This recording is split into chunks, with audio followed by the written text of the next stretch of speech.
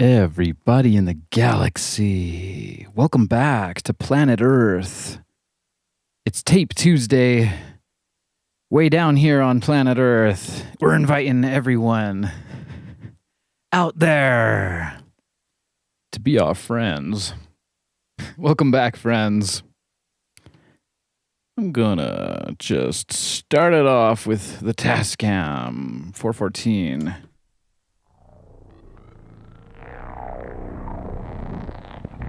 This is one of the tape loops we made last week. We decided to call this one LV426. And no, that doesn't stand for Las Vegas. Even though it is kind of like a terraforming operation, mining operation. It sounds very futuristic. I like it. I like it a lot. We got Kiara in the chat, of course. We got JJ Huggins in the chat. How you doing, my man? We got Master Tiger in the chat. Welcome back, everybody.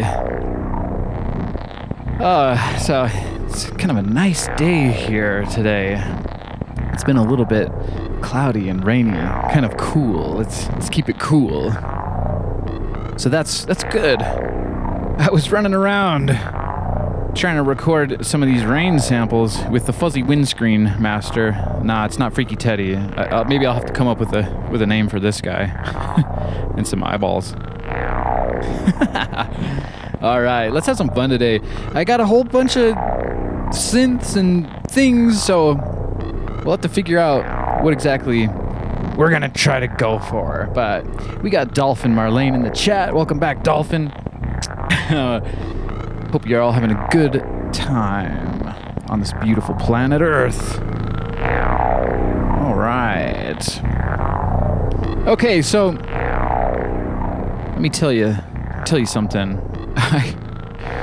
Last week I was really pushing it, getting ready for the next Ease show. That's Electric Archaic Soundscape Expeditions, and I got episode 1 out currently, and you can find a link to that in the description. But wow, it's a lot of work getting ready for a tape show. I made an entire stack of tape loops and had to redo a whole handful of them. But in the process of doing that, you guys, I can tell you with confidence, I figured out the next level of making tape loops. So I got my ruler all marked up. Here I got some, usual fixins, some cassette splicing tape. Got some Japanese washi tape. That's good for covering up the right protection tabs, of course. But check it out. I got a little mark right here and here and here and here, and that really helps me get the correct length. And I think I've mastered the splicing block. Oh man, who was that? Liminal, I think, suggested I get a splicing block to ease the frustrations of making the tape loops and to also alleviate some of that splice that we're always listening for. I made a cool tape loop. This one, it's funny, it does not have screws in it, and that's usually one of the things I tell you to do is find some old cassette tapes from the thrift shop that have screws in them so you can take them apart. This one, I don't know. Oh, I know what happened. I got a bunch of... I was cleaning off the label here with some magic eraser, and I got some water inside the cassette, and I was going to use the cassette, the whole thing, and make kind of a soundscape that I could DJ for my Ease show. But there was all this water that, not a lot, just a little bit of water that spilled in there, and I didn't really feel good about that. So I cracked the sucker open like an oyster. I shucked it, crack. That was interesting. And so that's why I got the washi tape spinning all the way around like a rings of Saturn here, but more rectangular. Anyways, I made a cool tape loop with that. I think it's cool. That's a lot. Just have another look, you guys. That's 15 brand new cassette tape loops using the splicing block to get a nice angle cut on there. And I got a whole box of, I guess you could call them backup tape loops. Half of them are inside out. That was my big mistake. I had my cassette tape dispenser flipping the tape the wrong way, and yikes. So, but I got pretty quick. So I think we can get back to making our tape loop here on the show, which some of you mentioned you rather enjoy that. We got Hen in the chat. Welcome back, Hen. We got all the usual suspects. We got Gonzin in the chat. And I think it was Gonzin that said, making the tape loop on the Tape Tuesday show is part of... They're thinking it was part of the ritual, and I must agree. I was having some struggles in previous weeks with it. Anyway, so we'll make a tape loop today. I got our sacrificial tape right here. Yeah. That'll be the one. We'll crack that open here in a minute, but I wanted to show you this tape loop. Listen for the splice. I hope that you can't even hear it. I put a lot of work into getting the splice to go away. Let's have a listen to this. I have no name for this. Obviously, I didn't do it on a Tape Tuesday episode, so maybe we'll have to come up with a name here. And I don't even remember what I used to make this tape loop, but it's another one of those sci-fi drones.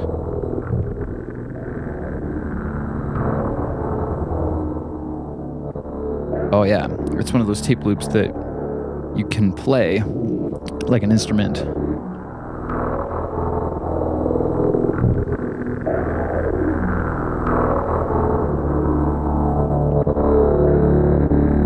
We got Master Tiger in the chat saying, I've never been a usual suspect. Unusual suspect, I guess. Everything we do here is a little bit unusual.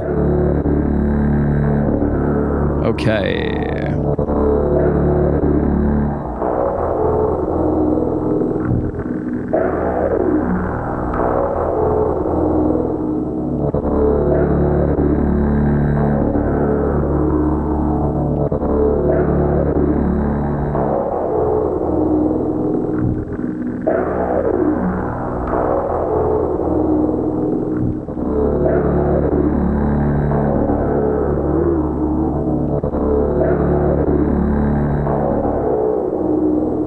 Now, I'm not sure if you guys can hear that, but there is a bit of a high-pitched sound that I can hear on this tape, and I've kind of been trying to figure out what that is. And sometimes I think that it's the reel inside of the tape kind of squeaking a little bit when it rotates, and when you record it, I'm not exactly sure. It could also be the power supply of that Alesis Micron synthesizer we used last week, which is, I think, the same synth I used to make this tape loop here.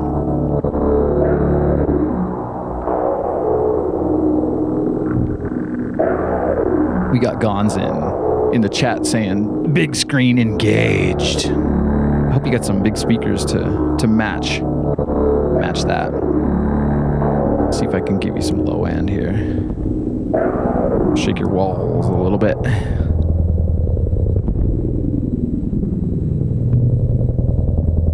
Right. So since it's been rainy, and I got a lot of work to do on the soundscape front, that's for sure. We got JJ Huggins in the chat responding to my talking about this kind of high-pitched sound that I'm hearing. He's saying, we can't hear it, said Beethoven. Oh, Beethoven. It's Beethoven's birthday. No, wait, I thought Beethoven was a Sagittarius. I don't know, we got to celebrate these legends. Okay. So, to bring you some of the vibe that I'm feeling here where I'm at, like I said, it's a little bit rainy here, which is so welcome because I live in the desert. And it's always nice when the rain comes because you feel like you can kind of terraform the vibe. I'm going to play you some Electrified Rain while we crack open that tape and make a tape loop for today. Yeah, and then I got a whole handful of backup tape loops if we want to make more than one. Sometimes we like to make a few. Here we go. This is Electrified Rain. It's kind of one of my favorite soundscapes. I got a few. I got Tiger Sky.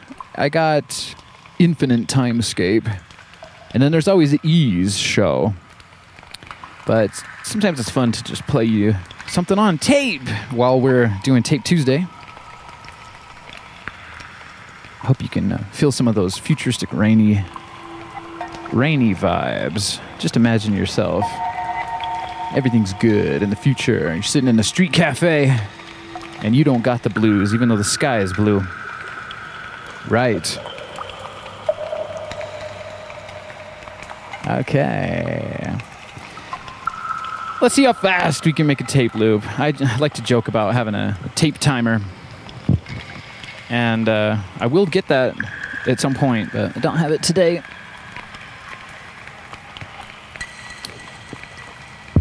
I should be pretty quick at this.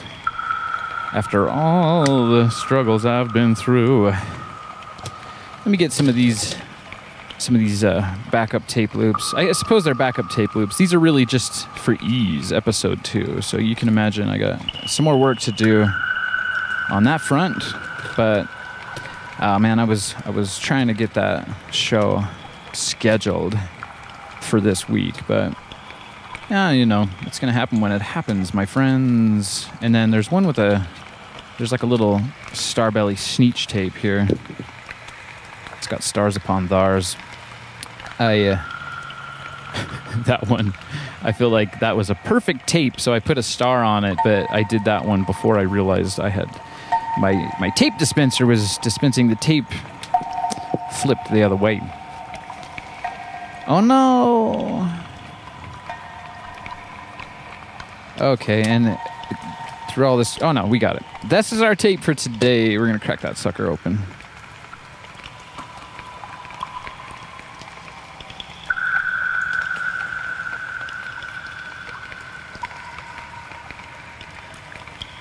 I'm trying out... I still got to figure out the lighting situation here. I got something a little different, but it's coming from over there, so it gets eclipsed by the light. You can see that this is like the cassette tape north node right there. It's funny. And those of you who've been around since the beginning know I had this Lego tape dispenser. Well, I'd say it's got an upgrade, but it kind of looks like it's got a downgrade because it used to be so huge, and now it just holds the cassette tape for me. And of course, I got my Fuji Type 2. That's a high bias chrome tape. I like to use a high quality tape when I can. You can tell because it's a bit more of a dark color. The usual tape is, they call it a ferric because it's a iron oxide, ferric oxide. And if you look at the periodic table of elements, we're talking about iron here. That is the element Fe. So the process is a little bit different now. It's better, but I'd like to explain it to you, and I'd like to refine it even more if I can. But this is kind of what you need. We'll zoom in a little so you can get a little bit of a better view. Okay, we'll clear up that analog just a bit. Sweet. Okay. So these marks, well, I'll show you what the marks on the splicing block are all about when we get some tape on there. But what I do is I got the tape coming out of here. It's my tape dispenser, and you got to have it coming out the correct way. Yeah, that was a big bummer when I realized I had made about 12 tapes with the tape spun around. Okay, it's got some scissors too.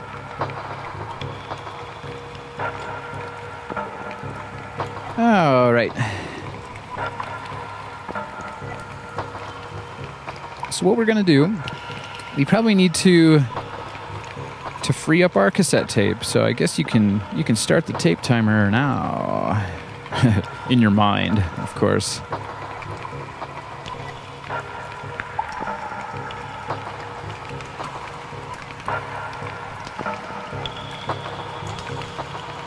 It's part of the ritual. I bet Gonzan's happy about that. I don't know, we tried Tape Tuesday a couple weeks in a row, just firing right into recording the sound on the tape loop, but I think it's nice to make the tape loop. I agree. That's how I started the show. Sometimes you got to keep things original. Sometimes you gotta let it slide and throw some things away. That is one thing about this new technique that I have. It's a little bit more wasteful on the cassette tape side, but I don't know. I've made so many tape loops, and look how much tape I still have left in there. It is getting smaller though. It was kind of jam-packed when it was brand new. You gotta use your materials, I guess.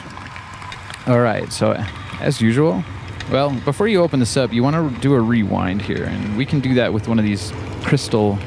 It's a Bic crystal. There's a lot of memes out there that say you can rewind a tape with a pencil, and although it has that hexagon shape, they're a little bit small, so they don't actually grab those teeth, the little real teeth that are in there. All right, so I got that rewound nice and tight. You got to do that. Now this is where the new technique kind of starts here. So I'll show you. Crack it open like an oyster. Ooh, yummy. Hopefully it's not too funky. You know, these old thrift shop cassette tapes, you never really know where they've been before. Okay. So straight away, I just cut this right here. Cut the leader. And the leader is this yellow. It's a bit more thick. And that's also, we're going to use a little bit of the leader here on the splicing block to help us out. I just cut it like that. And I grab a little piece of the splicing tape here.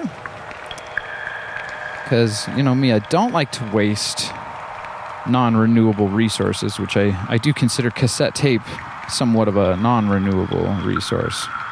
And I have been cutting the splicing tape at an angle. I just, for some reason, I feel like that might be a bit better when it's traveling through.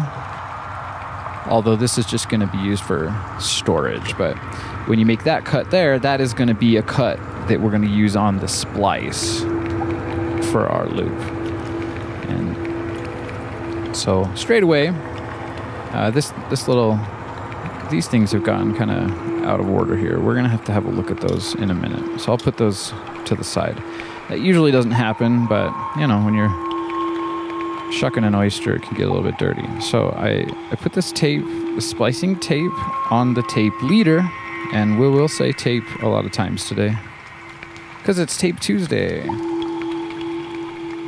Now this new technique is really great. It makes everything happen really fast. Okay, so what I'm doing is I place a finger right here on the tape, and I just spin it with the pen. Can you see that?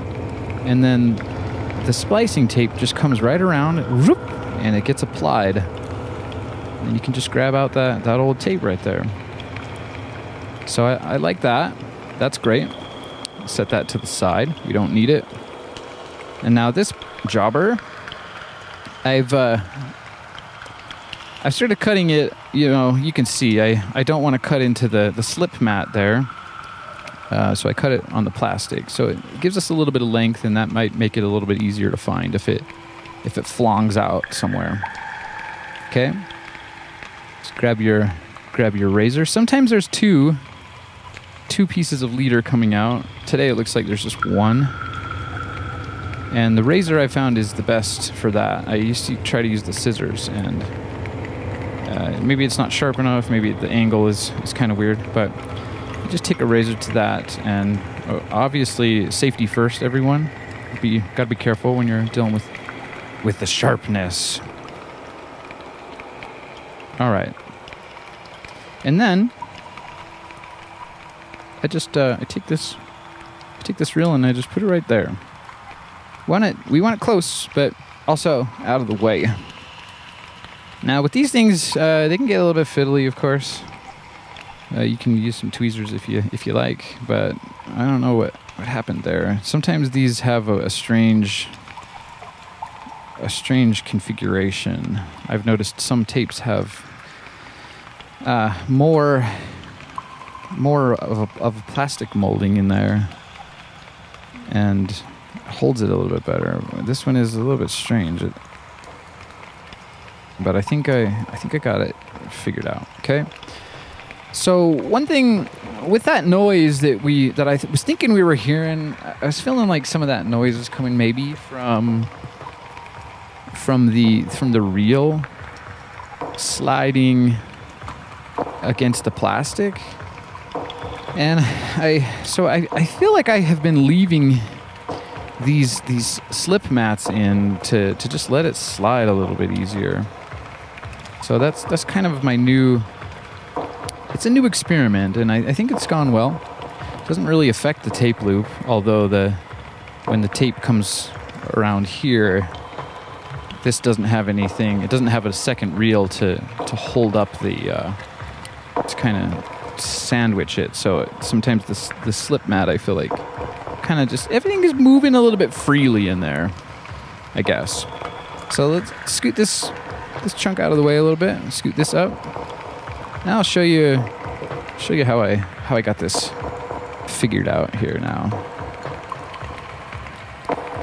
All right, so as I showed you before, I got it's just a bunch of Lego, and it loosely, well, the cassette tape is a little bit wider than one Lego brick, and if you see here, I have it set up in a way where it'll open.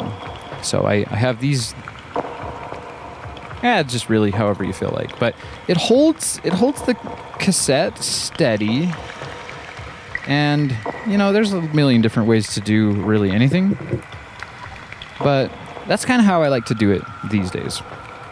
So the way I have this measured, it looks like it's about a straight 9 inches here, and that is, I guess, my preferred length for a tape loop when you're not hopping the pin. And I say that a lot because I don't know why, it's like one of my silly phrases, but what I mean by hop the pin is when you make a tape loop, kind of like we were doing in previous weeks of Tape Tuesday, it was an approximate length. It wasn't a perfect length, and I don't know, it's not really a precise thing, so you want the tape to be somewhat more loose than it is tight, because if it's too tight, it will snap when the playheads go up to either erase or play the cassette tape. Anyways, what I mean by hop the pin is there's these pins here. Can you see that? So if your cassette tape loop is too tight, you can always hop the pin. And then on Monosynth Monday, we like to say, drop the din, which means pulling the din sync out of the TB303 so that you can go wild style and make some patterns without worrying about your sync box or your Ableton getting in the way of things. All right. So what I do, this is the new method. So I got it all measured out here on the tape block. This mark right here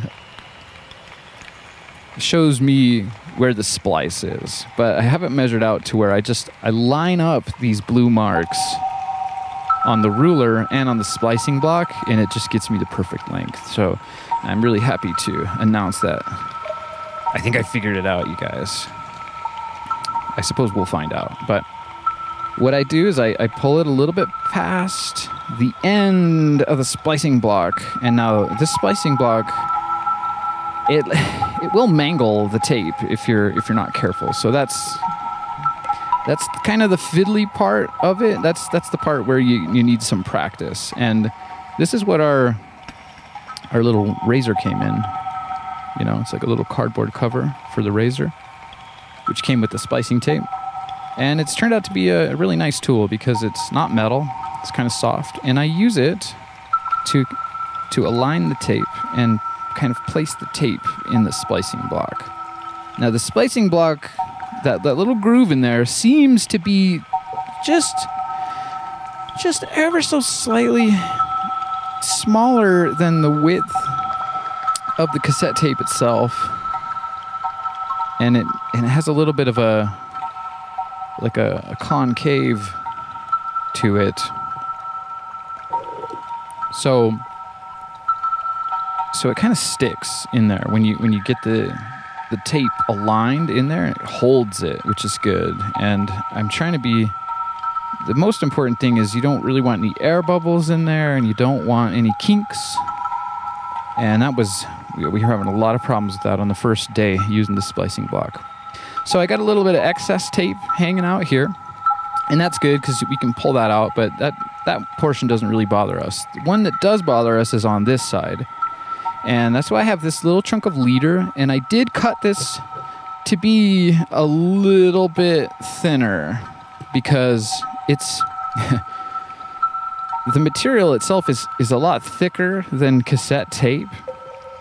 Because cassette tape is really, it's lighter than a feather. But what I do is I place this little chunk of leader down there, and I've taped a loop at the end to make it a little bit easier to grab. Okay. Now this works really well, and I did a lot of trial and error last week to get it to be a good technique. Now I really do feel like I can be one with Bill Alexander and Bob Ross and all my favorite painters. It's all about the technique. Got to be able to fire in quickly. Anyways, so yeah, just make sure that that's all good. And now you got to measure it out, right? So that's all in place. And I got my marks up here. Just zoom you out a little bit, and then I take this far mark here, and by kind of pushing the tape down here, I grab it, and it kind of dispenses from my cassette tape dispenser, and I just line it up. I line up the marks like so. Okay, and as I said earlier, it's about 9 inches exact. That seems to be the right length for the standard style tape loop that just goes around one reel and goes around both of the pins. You grab some scissors, and I've accounted for all this extra space, but I like to use this edge of the ruler here to make my cut. And it doesn't really matter. It does not exactly. Well, I guess it does, but that's. I'll tell you in a second here. So I make a cut right there on the end of the ruler, and then we can get rid of our cassette tape dispenser, which is a lot smaller now, and it's nice because before the giant one had the ruler on it and everything. Okay, so now we got it measured out and cut. I'll just zoom in here a bit more, yeah, and show you a little bit more of how this really works. Okay, so another thing is I'm adding a little bit of excess to this, so I tend to only want to. So the tape that I'm touching is actually going to be excess waste. So it's when you're going for that scientific precision. It's nice to not be adding variables, and I guess the oil from your fingers is, in fact, a variable, and it could potentially cause some. It's a variable. I don't know. Anyways, so if you can see what I'm doing here, this is the extra space that is at the end of the ruler. So I got it measured out just perfectly, and you're welcome to do this however you like. But what I do is where I cut it. That goes right here. So I place the loop, and then again, you want to make sure you're not doing a Mobius, because that doesn't feel so good. You just put the end right on that one mark, And now remember, the splice is over here. So you gotta kind of gently feed the tape in and get it to lay down nice and flat there.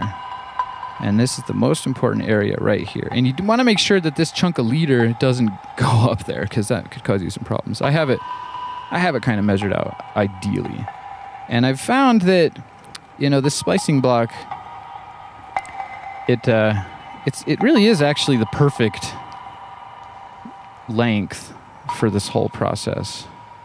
So you can see the tape loop just barely fits out of both ends, which is kind of nice. So again, I push down all of the tape and I have it going out the ends, and that's kind of part of the trick. But especially you want to check right here by the splice and make sure it's laying down nice and good. Okay. Now this is the part that you need to kind of be good at, I guess. Maybe I'll zoom you in just a little bit more, see if you can see that a bit better. Okay.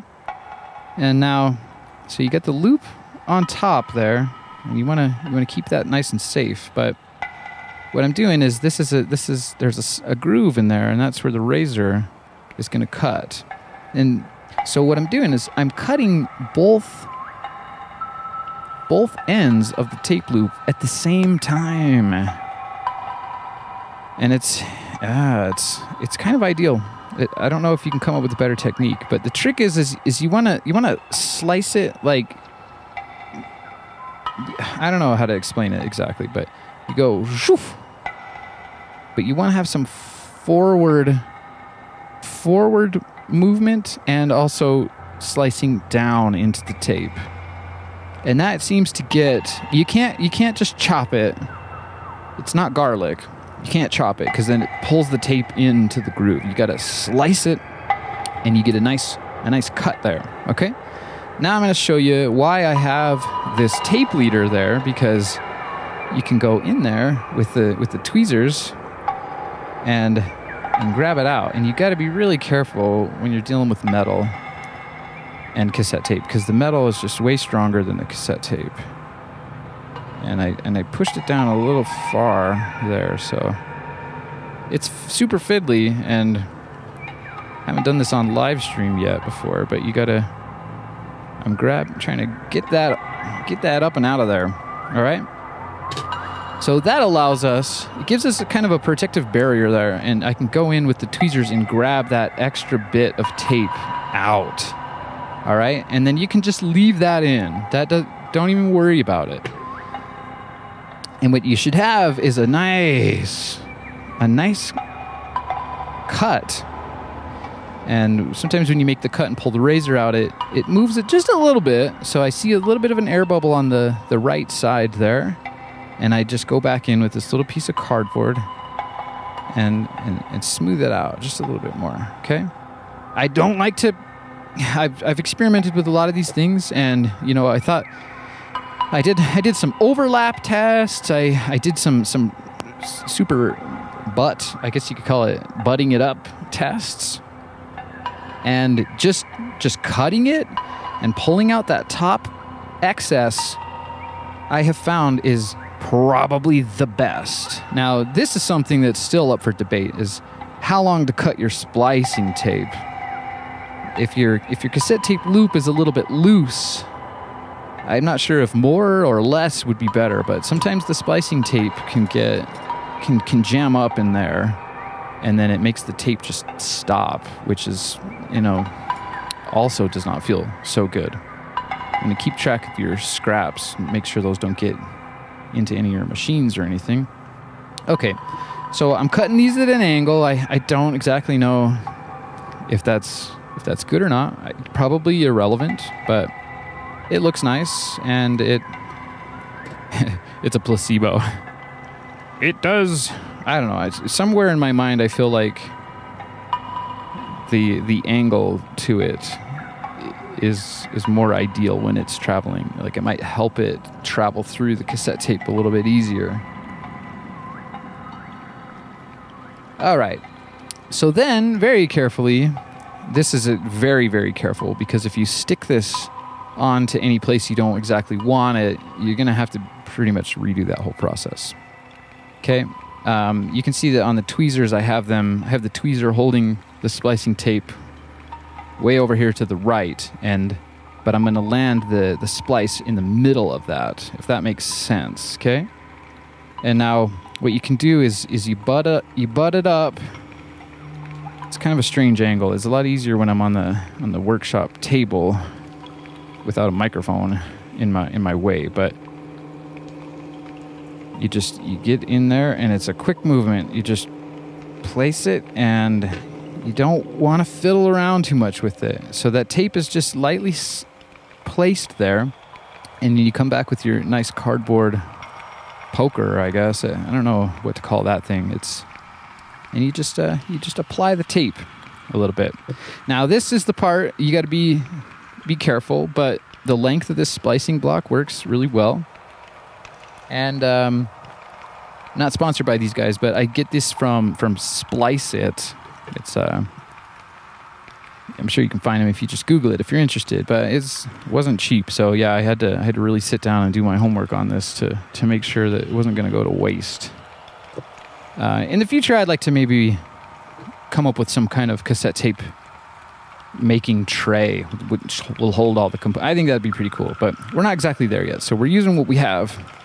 Anyways, this is an important part of the technique so that you don't thrash the tape, because if I pulled the loop out just straight up like that, the tape is still kind of wedged in there and it just gets mangled. It's really gnarly. So what I do is I kind of grab both ends of the loop and I just twist it up like that. And that doesn't mangle it at all. And we have an extremely beautiful, splice right there. And that's the splice. I know you probably can't see it. I can barely see it here. And then I just like to put this little cardboard jobber on top of the splice and push it down to kind of make sure it's sticking. And then I do that on both ends of the splicing tape. And then right there, my friends, you got yourself a happy tape loop. Now, don't lose that. You wanna keep that little chunk around, and it is plastic, so it should last you about 20 million years. I don't know. And then this is just scrap. So yeah, I don't like to waste things, but in this case, to get the perfect measurement, you're gonna have a little bit of waste, and I think it's probably okay. All right, so that's about it for my new technique. And then you grab your cassette tape shell and find the splice wherever it went. There it is. And I've noticed that it's a lot easier to just get the splice out of the way. So you keep track of where it is. See, it's right there. And I like to hold it like this, and then we use this pin here, this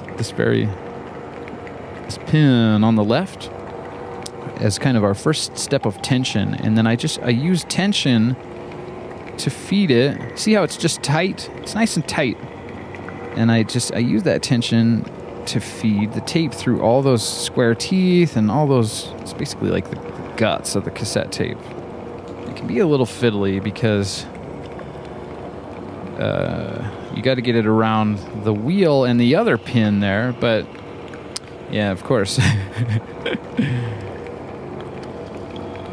It's the most fiddly part of the process, and you kind of you have to get it right, or else it won't work. Okay, so there's that.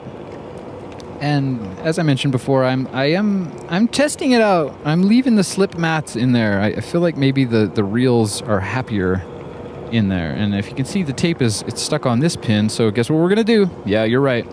We're gonna hop the pin. We're talking about that one though. There's a lot of pins in here. I've seen people make tape loops where they go up and down across these pins. We're gonna try that, but not today. Not today, my friends. There you go. Pretty good.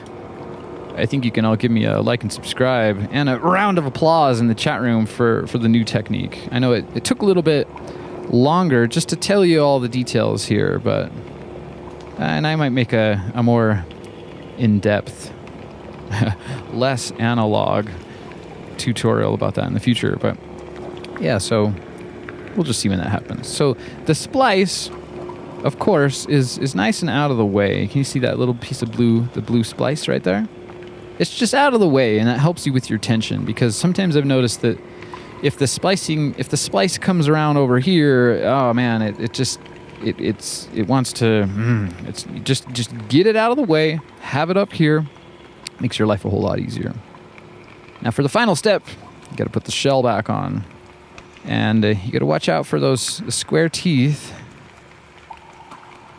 I did find out some new tips. Someone on YouTube, I forget their channel name, but they like to lightly blow on the cassette to push it back. That's kind of a nice trick. I've tried that a little bit, but if you have it in there and you kind of tilt it and you're just careful, you really shouldn't have much problem putting the top shell back on there. All right, we got a nice happy tape loop there, or at least we think it's happy. We're gonna listen for that splice here in just a moment. Now another part, I guess, of the electric archaic cassette tape loop that's trademarked. No, I don't know. Can you trademark a technique? Probably not.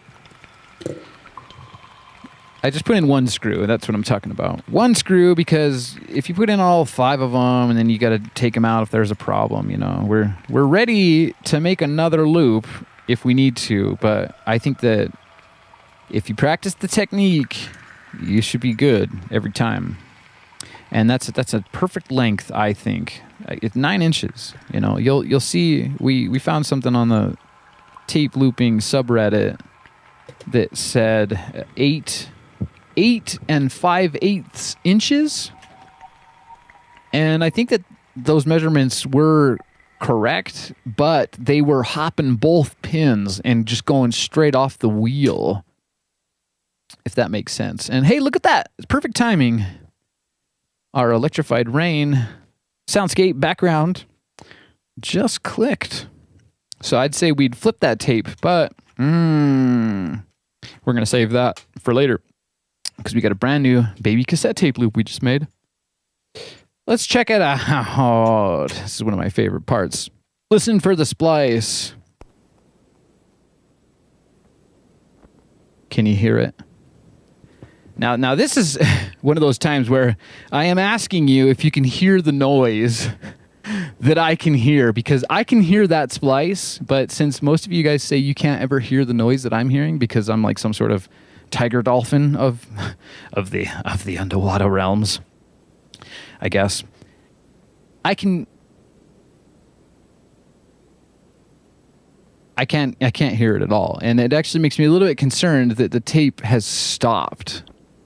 No, there it is. So I can hear it, but it is the most minimal splice we have ever heard on my channel, and it makes me so happy, because now we can do sweet sound on sound.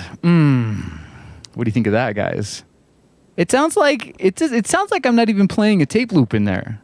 That's how good this new technique is, and I'm just very happy to have nailed it. And I think I really do need to do a more clean, maybe I'll pull out a good camera, not a VHS camera. I'll do a really nice tape loop tutorial that talks all about how to get the most perfect tape loop, because man, I was looking on the internet and people just are a bit janky with it. And I know when we started out doing Tape Tuesday episodes about 13 weeks ago, exactly, we were a bit janky with it too. But, I like to be perfectionist if it's not going to hinder the progress. But sometimes you just really have to sit down for 4 or 5 days in a row and perfect the technique. Get your measurements perfect. Try it out a bunch of times, and that's what I did. We could have done that on Tape Week, but we need a few more subscribers before Tape Week happens. Anyways, that's your cue. Those of you who are new, give me a like and subscribe. We're gonna do Tape Week tape week.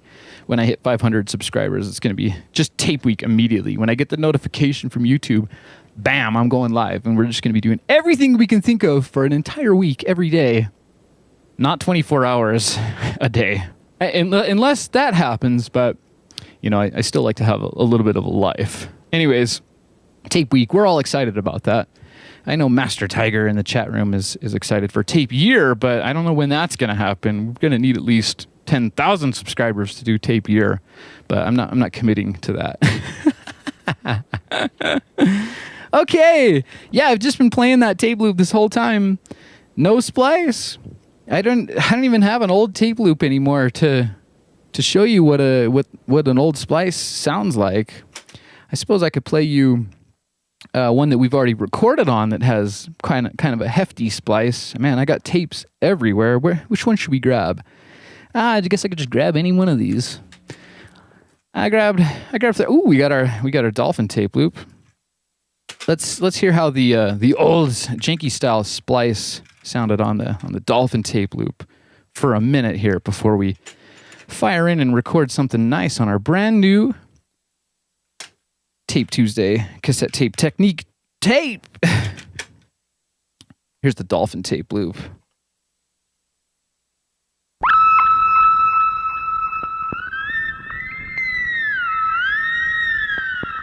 You kind of gotta. It's an interactive tape loop, so you gotta be tweaking the pitch control to make it sing a little dolphin song. Otherwise, it just sounds like I don't know, some kind of a test tone for some sort of freaky future machine.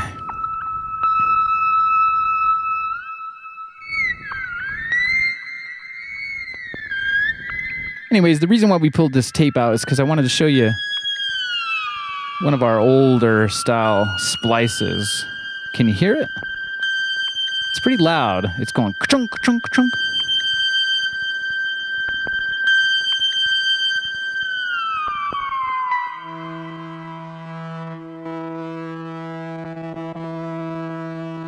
Now,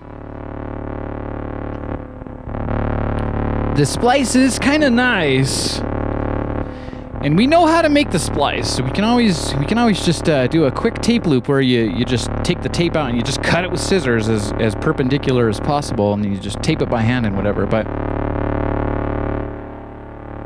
that track doesn't have a bit of a splice, but you can hear you can see also on the level, I think it drops out right there.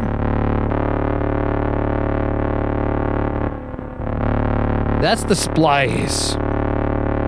Now, with this new technique, it's very, very minimal, and I'm hoping, because I haven't really. Well, what am I trying to say? I perfected the technique after I've recorded some of those earlier tapes, like this one here. This is a little bit early in me developing the new upgraded technique. So let's have a listen to that just to see how the splice is doing. That was a couple days into it, and it took me about 4 or 5 days. You know, I wasn't doing it full time or anything, but yeah, so it still has quite a bit of a chunky, crunchy splice, but there's no clicks to the splice, which is kind of nice. And the thing about tape looping is that there's an interval. It's a loop, so it has a bit of a rhythm that comes just naturally with it. So I think we gotta test this out. I got a handful of synths here, and we got a bustling chat room. Of course, I always love it when the chat room is bustling. I feel like sometimes I'm neglecting you guys over there, but wow, you guys are having a lot there's a lot of stuff going on. I like to shout out to people in the chat room, but we got Master Tiger saying 131 subscribers to go. You could be one of those early subscribers. We got Dip in the chat. Welcome back, Dip. Let me know if you like your nickname. You can tell I gave Master Tiger a nickname, and I shortened up Gonzin's name just to Gonzin. And then we got Richard Crook in the chat. So many machines, Richard. You'll either get a nickname or you get a phrase to go with your name. That's always fun. All right, so let's see. You guys are great. I sure appreciate y'all interacting in the chat room, making friends and whatnot. Okay, so let's play this again because I'm still just in shock that there's no splice, you guys. That was one of my things. That was one of our Tape Tuesday things. Let's pop in the tape loop we just made and listen for the splice. And now I guess it's look for the splice, and that will work on this style of tape loop. But I do make a tape loop that's even shorter that you can't see the splice. And there it is. It's really hard to see in this lighting because it's basically like a cosmic cave, and analog cosmic cave. Anyways, and then of course I put sunglasses on. It's silly. I swear the paradox is real. I don't even wear sunglasses when the sun is shining. I take the sun straight in, baby. But then when you get into the, you get a dark. It's like an effect. It's like not a dampening field. That make everything a bit lame and slow. But it's kind of a cozy, artistic, creative mood. Anyways, what do you think? Should we do? Well, we got the whole tape loop making area here. I guess I can just clean that up because I think we made ourselves a successful tape loop there. And yeah, we're getting quite the collection of cassette tapes going on. It's always nice. I suppose we could make a new Dolphin tape loop. I do have the Korg Volca there. We'll have to do a little battery break for that, though. That's a nice tape loop. I like that. It does have that high-pitched sound, though. I think that's... I have a theory about the Alesis Micron. We could pull that out. I just got to make some room for it if you guys want. But what we basically got today, we got the Korg Volca keys, the Dolphin synth. We can make a Dolphin cassette tape loop, a new one. And, I can DJ 2 Dolphin tape loops. They could be talking to each other from across the ocean. That might be cool for Ease episode 2. So we get the Volca keys. We get the Volca FM, which has batteries in it, so we can fire in straight away with that if you want. Or we got the Alesis Micron, which is on the floor doing its skyscraper thing, which is always cool when synthesizers stack like books. When I make a synth, it's gonna be stackable, baby. Did I say a book or a synth? I have plans to make my own drum machines and synths at some point in time, but we'll get there in due time, my friends. All right, let's get a vote going in the chat. Korg Volca keys, Korg Volca FM, or the Alesis Micron? I'll let you guys decide as I clean up this workstation just a little bit more. Let me get some of these. These are all pre-recorded. Well, pre-recorded. These are all done and ready for the show.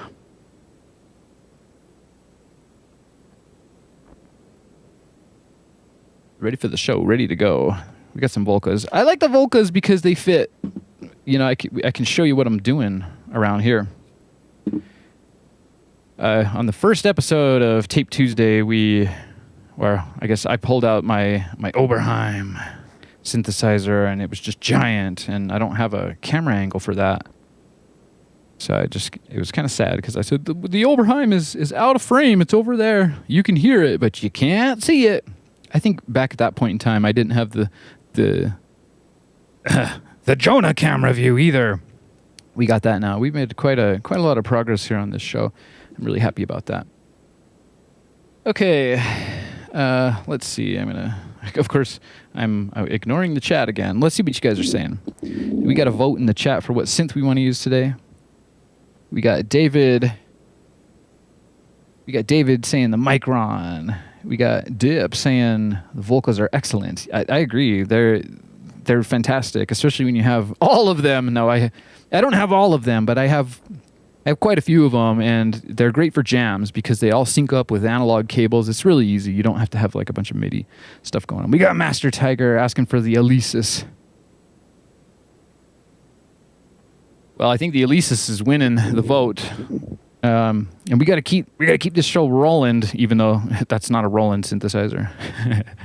We got no Rolands today. I guess we covered that yesterday. If you guys like Roland synthesizers and you're new here, check out my Mono Synth Mondays show. That's all about the TB303, but it seems like I'm using mainly Roland gear to make that happen. I got the sync box. That's the SBX10, the man behind the curtain, the unseen, the Roland TB303, my favorite machine, and a handful of new ACB, whatever, digital Roland machines. I'm still begging for Roland to do, to reissue an analog 303 and call it a TB303. Do the best you can, Roland. I'm counting on you for that. I want to see that. I want to see it soon. This boutique stuff isn't cutting it anymore. I think they will. I think they'll do it. Okay, so it sounds like the Alesis wins. It's a bit different. You don't really see it around. It's kind of like a early 2000s analog modeling synthesizer, which is hilarious because it's back during the time when everything was digital and not analog, but then they were starting to model the analog because people really knew that analog is king.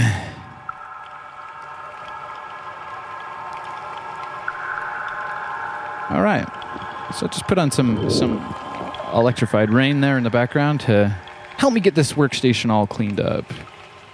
Yeah, this is my Volca keys. It's been around the world. It's kind of cool. And I didn't show you that when we made the Dolphin cassette tape loop with it. I didn't show you that it's got all these whale and dolphin stickers. It's important, you know. It's my little dolphin synth there. I love that thing.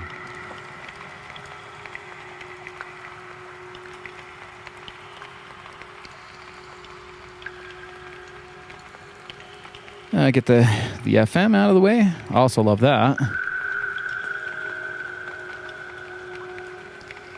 And all these little tape loop jobbers that we need. I don't know. What do you guys think? What do you guys think of the new technique? It's very peaceful, very calm. No pressure. Helps to have a technique. I'm telling you that. It's like the same with painting. You know, you always, if you watch Bill Alexander paint, he's always talking about get yourself a nice thick paint, and you know you can always thin your paints and paint. He always says a thinner paint will stick on a thicker paint, and that's the technique with the wet on wet painting. What am I becoming, a painting teacher now? Oh boy! But the technique is key. It is the key.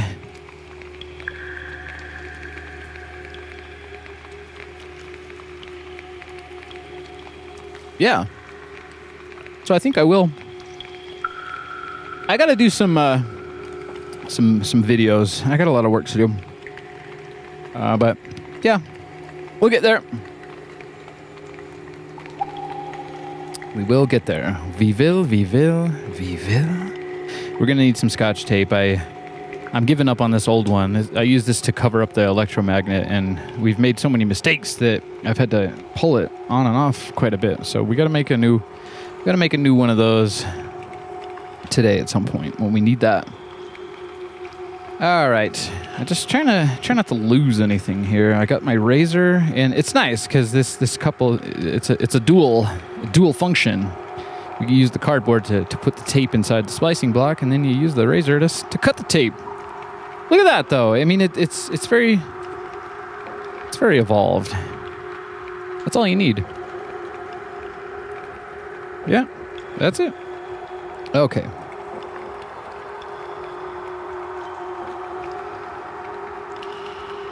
All right. Well, you also need a screwdriver and tweezers help, and one of those crystal Bic pens, and your nice cassette splicing tape. I highly recommend just getting the splicing tape. I feel like Splice It is the best place to get that at the moment. I'd like to offer some of that at some point, but we'll see. I gotta get some manufacturing done. Since this tape sounds pretty good. I think I'm going to put the screws back in. The screws don't always fit. The cassette, although there are some things about the cassette tape that are standardized, some of these things are not. I've tried to crisscross screws between different manufactured cassettes, and you will run into some problems every now and then. So I have a couple of bins, little tiny tins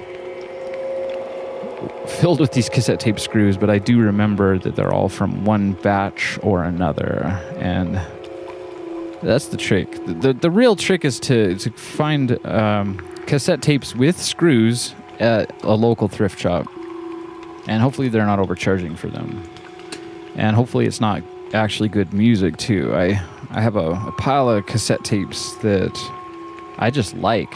There's some nice new age, relaxing kind of, I don't know. I have I wish I could play that stuff, but I'm not trying to mess around with copyrights. I'm trying to make some original things on my channel, so I can't really show you that. Maybe I'll do a cassette tape, an ambient cassette tape set. Put that on my SoundCloud. You can find all those links. They're in my channel description, and they're around. If you want to know, you can find me. All right, so that's our loop for today. I got this all cleaned up. I was thinking maybe we would play some of these rain samples I was recording too, but maybe we can synthesize some rain or something. There was a cool sample we had yesterday on one of the drum machines. It sounded like an underwater sample. We might try to fish that one out, because Ease episode 2, I want to do an underwater soundscape expedition. That's kind of the whole theory behind the Ease show. It takes you on a journey in your mind using sound.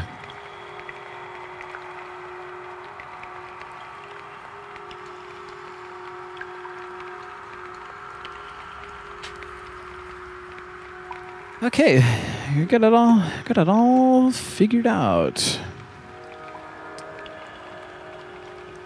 Grab the Alesis Micron. It's they have a bigger version of it. I don't know what it's called.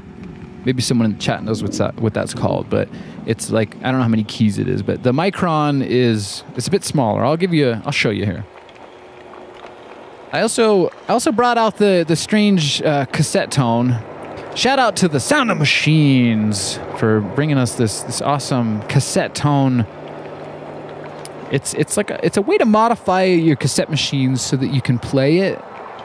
You can tune it up and play it like a keyboard, but it's tuned individually. Each key there, each push button has a potentiometer or a knob. So that's my little prototype one, and it does work with my Tascam.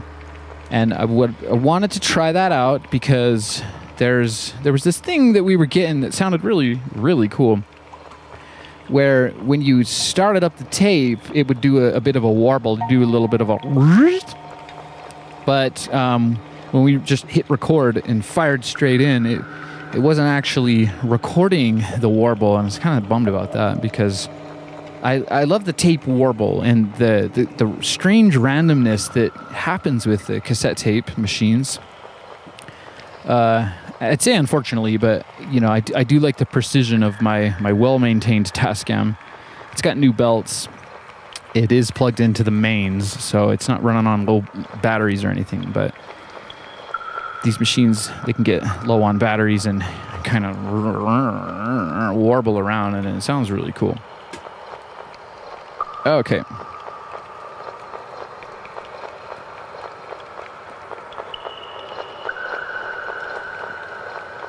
So this is our friend from last week, the Alesis Micron. Get a good look at that. It's got the early 2000s bright red going on. I know all the lighting in my studio is kind of blue, but so it just looks like black, but that is bright red. That's the Alesis Micron, and it's pretty cool. Sometimes I hold my synthesizers like an accordion, but I think we're gonna we'll throw it in here on the old cassette tape workstation, and we do a bit of a sideways mode. It's silly. I need space. Need more space, of course. All right. So you can see I got these like filter.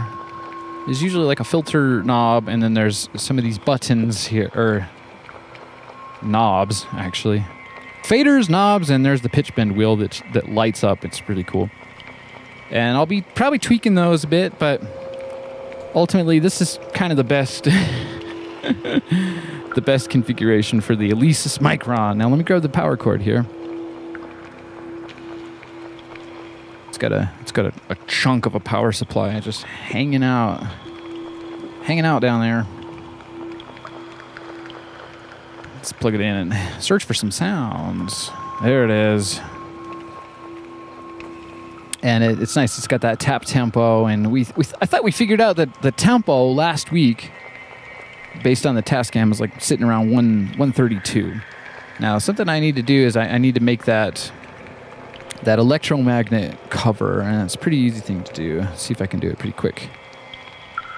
Oh, there's a bit of extra tape on there.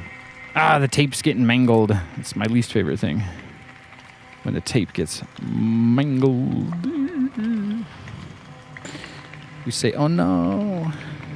Oh no. Okay. Trying to think of the best way to do this. It's really not that. There's really no technique for this.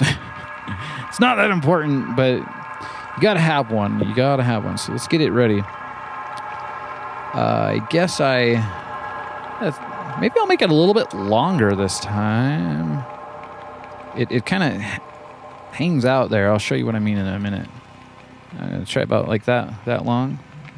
It really doesn't matter much. It doesn't matter much to me. And I fold over a portion of it. Might actually have to fold over most of it so it's not too much sticky. Yeah, it ended up not being as long as I wanted. That's too bad. Oh well. So you just need a little bit of it. So about this much is folded over. Whatever. And then I just cut it to size. It's about the size of the electromagnet is about that wide. And that'll do. It's nice to have a new tape loop making technique, and it's nice to have a new electromagnet tape cover thingamajobber. All right, so for those of you who don't know what I'm talking about, down in here, yeah, there's the playhead, and I usually press play to do this. I'm not sure if you. So that's the playhead right there, and then there's this electromagnet erase head. Sometimes it's a permanent magnet, but in this case, it's in fact an electromagnet. Add a little bit of light to the situation here so I can get in there and just put it on perfectly. Because we're not going to need to take this off, right? Right?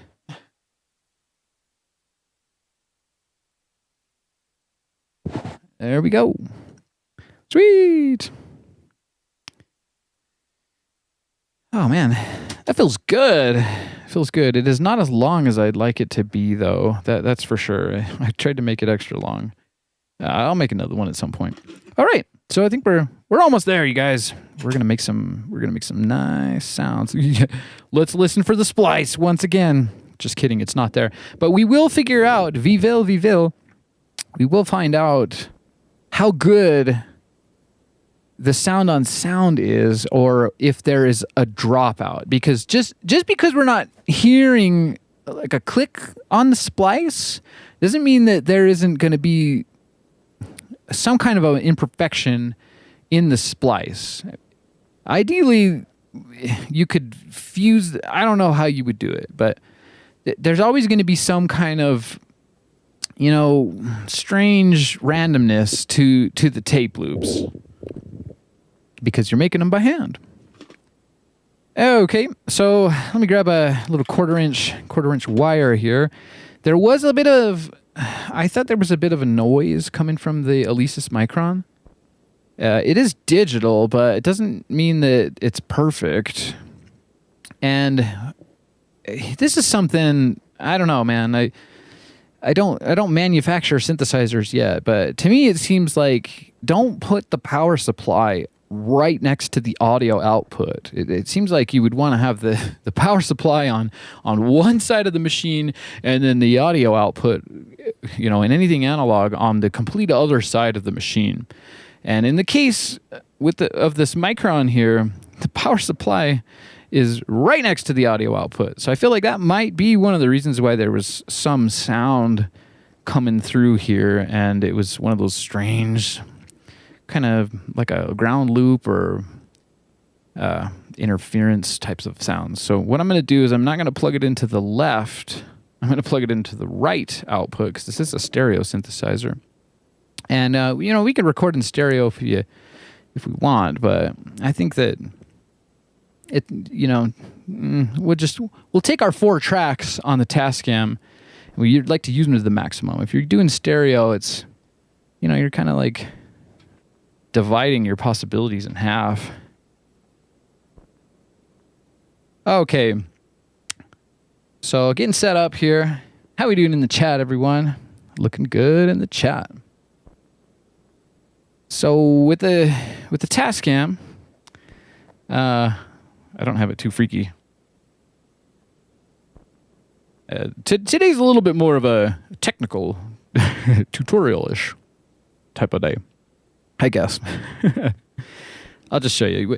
You got to set it up like this is your level in, and we'll drop all of these down, and we'll center up the pans. I had them all panned for Electrified Rain because that is a stereo tape. And you take this and you set it to mic line right there, and you'll do this for each track, and then you arm it, and then you get that nice flashing light there. Okay, so that's armed and ready to go, and we should be able to hear what we're playing on the Alesis.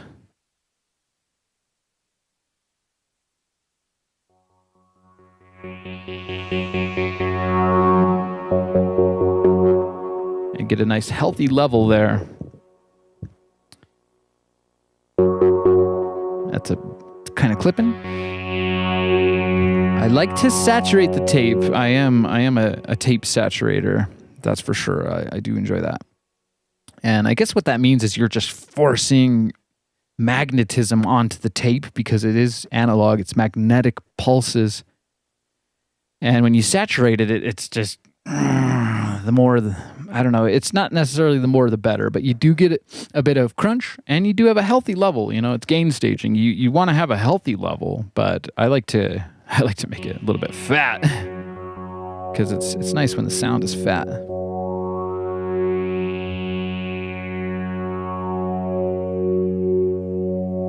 Okay, so what I would like to do is, I mean, we can just fire off and make a normal drone, but if we do a normal drone, I want to probably plug this in. I have a modification done to this Tascam, and it allows it to be played at Walkman speed.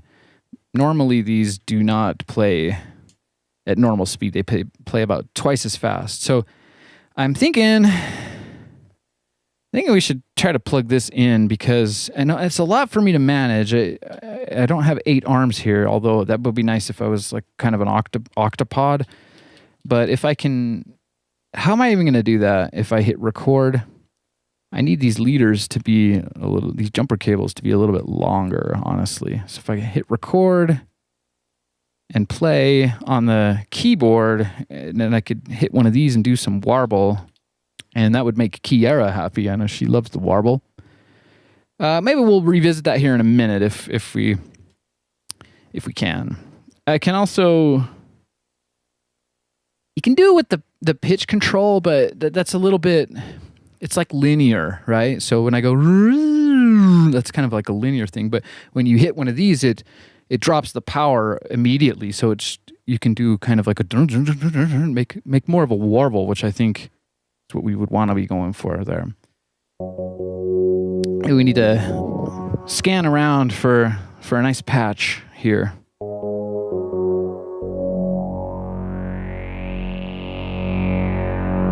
That sounds really good. Let's see. What should we do?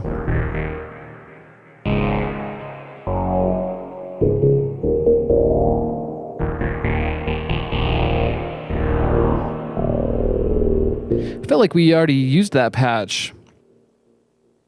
Let's see. I know there's a whole bunch of patches on this synth here. We're in comp mode, whatever that means. Just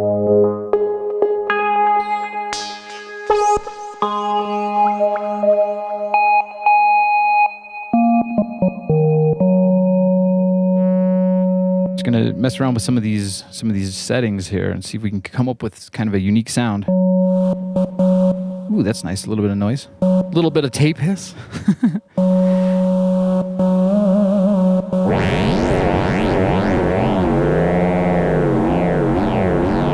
The more sci-fi, the better, I think. The more utopian sci-fi future. A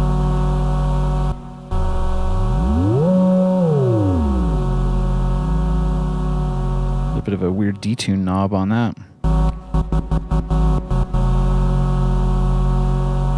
We're gonna need some warble, I think. I wonder if I can just... Let's try it with the... I don't know if this synthesizer has... What is it? Like a latch? Maybe there is a latch. I'm not sure. There's a whole handful of things going on here. It'd be nice to just have it hold the note for me. Ah, look at that. It's got a latch. That's going to be perfect. We can plug in our Warble Master cassette tone style prototype board. Let's see. Here we go. Look at that. Look, Mom, no hands. That's funny. Although it does have a bit of a release there, but if you can just hit it again.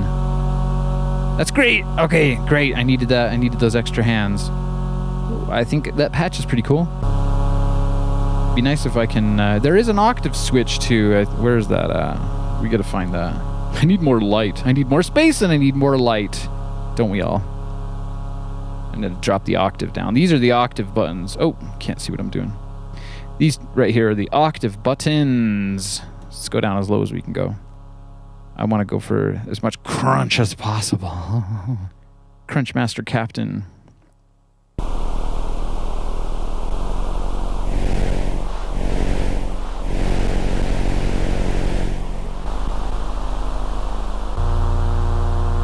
That's kind of cool.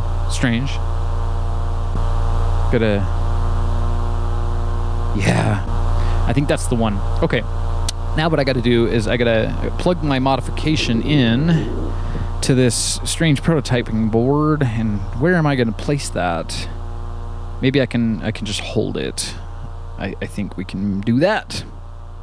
All right, so you really can't see much. You can tell I prioritize the vibe instead of the technical, but I got this modification that comes out. There's these jumper wires, and when you plug them in, it drops the speed. It's a little bit counterintuitive. You think that when you have it plugged in, it would raise the speed, but what it's doing is it's adding, I guess, some resistance to the motor there, and it slows it down. Okay, let's get this figured out. This would be really cool. Try our little warble machine. We're gonna have to pull out a tape loop to test it though first, and this is not sticking as good as it should. Oh man, that's very, very loose. Oh, there we go. Okay, great. Got that one plugged in, and then we need the other one. That's another video I need to do, is talk about the Tascam modification that I've done. But yeah, you do all your mods at your own risk, you know what I mean? Okay, so that's good. That's great. We got that figured out. Let's put in, I suppose... Wow, that was playing the whole time. That's one quiet tape loop. I'm very happy about that. If I can get the this Electrified Rain tape placed back into the Tascam, we can test this out. So this is pretty cool. Let's see. There's no real pitch. It's kind of just a soundscape, but can you hear that? That's what I want to do. I want to kind of just hit that button while we're recording that sound and just give us a pretty interesting warble situation. And you can tune these up. So let's hear this one.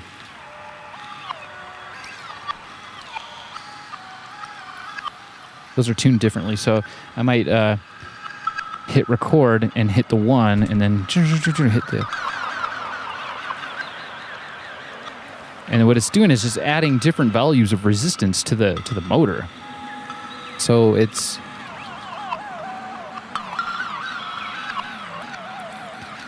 really great. I'm excited for that. And we can also just record a track straight away, and then I can show you how it sounds just playing it. But this will be cool because the motor, while recording, the speed of the motor is going to change the speed of the tape. Let's try it out.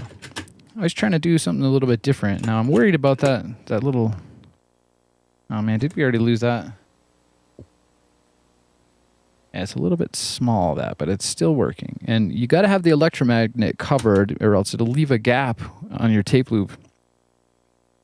Let's fire in, guys. We're going to fire in. So we have our... I forgot which note we were playing, but... That's a nice one. And we'll just go for that.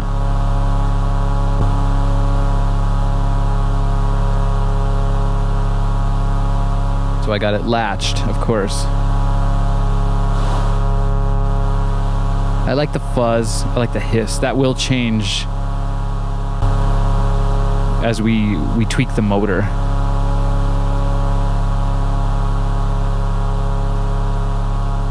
All right, here we go. Here goes nothing. We got a healthy level. We can have a little bit more. Oh wow, I had the high. I had the EQ all messed up here. What was I doing, man? Everything was down. I think I was making some underwater sounds. Just EQing it down. Ooh. Just tone down that noise a little bit.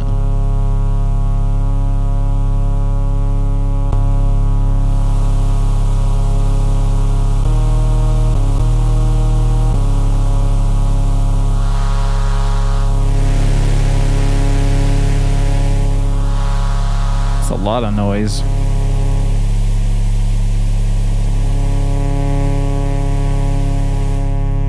Let's turn it down a little bit and go more for the...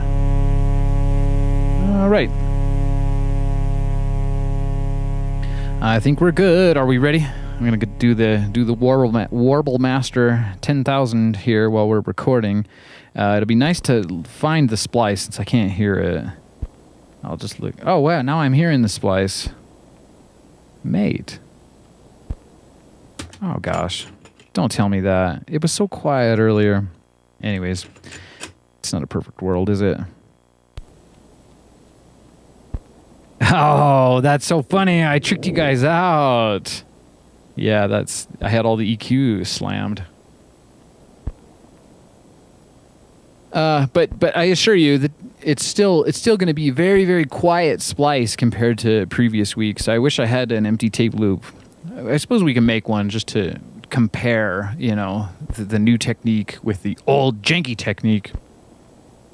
But yeah, I have a whole handful of these new ones for the Ease show, and man, I tested them out, and a lot of them are very quiet indeed, and that makes me very happy. Okay, let's get ready to fire in here. Got to get myself all adjusted. It's kind of like a one-man band situation. All right. Just going to drone it in. I wonder if I can pull the level to do the sound on sound so I can... Would be nice to have a kind of a slow attack and a slow release. Maybe I can do it all at once. Let's try that out. Let's see. Oh, right. So let's give a nice. All right. Okay, there's the splice. I can't really hear it. See, that it is a quiet splice. Okay, there it is. I can hear it now. Let's give a fresh one. I got to get ready for this. Let's see. There's a splice. Now let's do it. Oh no, we missed a step. Of course. It wouldn't be an electric archaic show if the variables weren't extremely complex. I say extremely complex as if this is extremely complex. It's not. And I would know because I'm a programmer. I know about complex variables. Whoa, boy, do I know about that. So we didn't tape it off. We got to tape off the write protection tab because these are from they're like old audio books from the 80s. That's where I got this cassette tape from. And so, yeah, the tab is punched out. You got to tape over that so that you can flip that switch in your tape machine, and it'll allow you to record. Oh man, I'm cutting my tape a little short today. It's a tiny one, but yeah, you gotta cover it up. So we got it ready. Oh. I always wonder what the failed takes would have sounded like, but you'll never know. Not in this timeline, I guess. Sorry about that microphone squeak. I need to maybe do something about that, but we're not worried about it today. We're firing in with some music. So, okay, the plan is to keep that level going. All right, and then I was gonna do a fade in. Let's get the tape rolling here or playing it, and I can hit record when I'm ready, and then I want to do a little warble meister. Okay, so it's quite a lot of noise all of a sudden. Anyways, there's always some kind of strange noise using all this vintage gear. Okay. Oh, that was... I don't know why that hit a lower note, but maybe it's a velocity sensitivity thing. Ooh, that sounds good. Let's do it. Here we go. And I'm hitting the motor, and you won't hear it because you're just hearing the through level. Okay, so, ooh, you guys ready? It's been a long show already without any real tape loop magic. That really is latched, isn't it? It's still going. Let's flip. See, you can. I don't know. I can hear it. There's some kind of sound, and I feel like it's because the power supply is right next to the audio output. There might be something else going on too, like a video mixer might be causing some strange signal interference. I got to create the suspense, you know. Just talk a whole bunch before we play what we just recorded. Let's flip into tape mode here and safe mode. I guess I already flipped out of that. Okay, here we go. That is Warbletown. Much different than what was going in. That was like the trampoline tape loop. That's a bit too much warble, I think. Holy moly.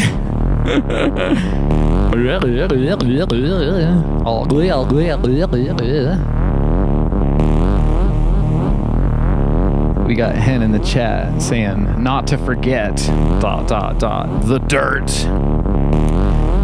It's a bit dirty. I like it. So what's going on? I got it. We can do a double warble. Look, so it was warbling on recording, and I can also warble the motor again. That's very freaky indeed. Oh man, I don't know what we think about that, but it's there. Let's fly into track 2 here. Set it up.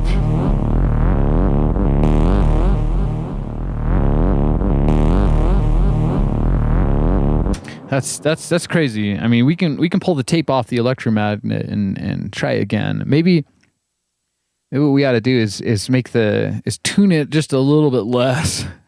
I don't even know if that qualifies as warble. That's more of like a bouncing effect. We got Master Tiger in the chat saying it doesn't feel like 88 minutes have gone by. Yeah, it's because of the time warp.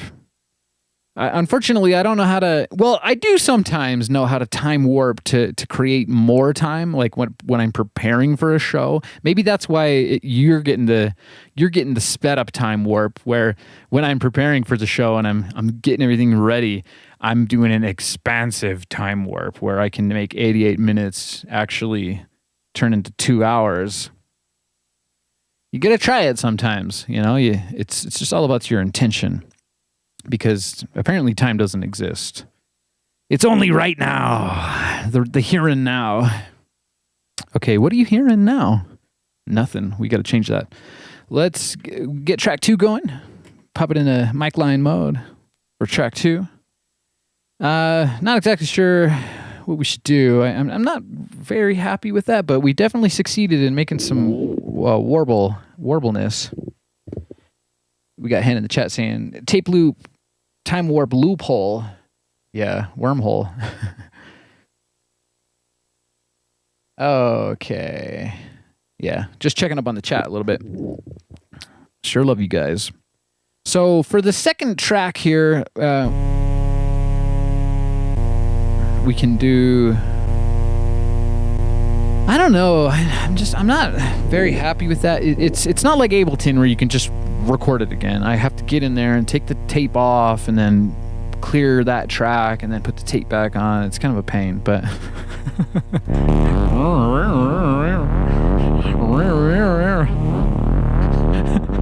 I don't know if I can use that. Maybe if I speed it up. That's a bit better, isn't it? I don't know. What if we really speed it up here? I don't know how I even do that. Maybe it's in Tascam mode, and then yeah, that might be as fast as it goes right there. Oh, okay. Well, if we're not in the Walkman mode, then maybe we should just get rid of this for the moment. We can bring it back if you guys want, but let's get it out of the way. It's kind of a freaky thing anyway. Little prototype board. Yeah, so that's Tascam mode. Let's slow it way down. That's as slow as it'll go on Tascam mode, and now this is Walkman mode. Sounds like it just still sounds a bit bouncy to me. I was going for something a little more subtle there. I don't really like that. I like it faster, to be honest with you guys. Freaking whatever. Let's do it. I'm gonna redo it. I don't want to hear that ever again. Okay, I gotta get that Scotch tape off of the electromagnet. It's nice to having a new version of that. That last one was getting a bit janky, dodgy. Okay, we're playing. Be careful with vintage things. Whew, a lot of moving parts there. Okay, we'll set this one back to safe and tape and mic line. Track 1, floor the levels, and I'll just look for the splice twice. Give it. There's 1, and that should be about 2. Yeah, it'd be nice to have a neon splice tape, then I could see it a little bit easier. Let's hear our hear the clear. Yeah, see, so I don't like to do it because some of the sound sneaks through. And where'd it go? Did you guys hear that? It was a little bit of a wonk, wonk, wonk, wonk. It went away. I guess we can live with that. That's better than the crazy bounce house. I don't even know what that sample was all about.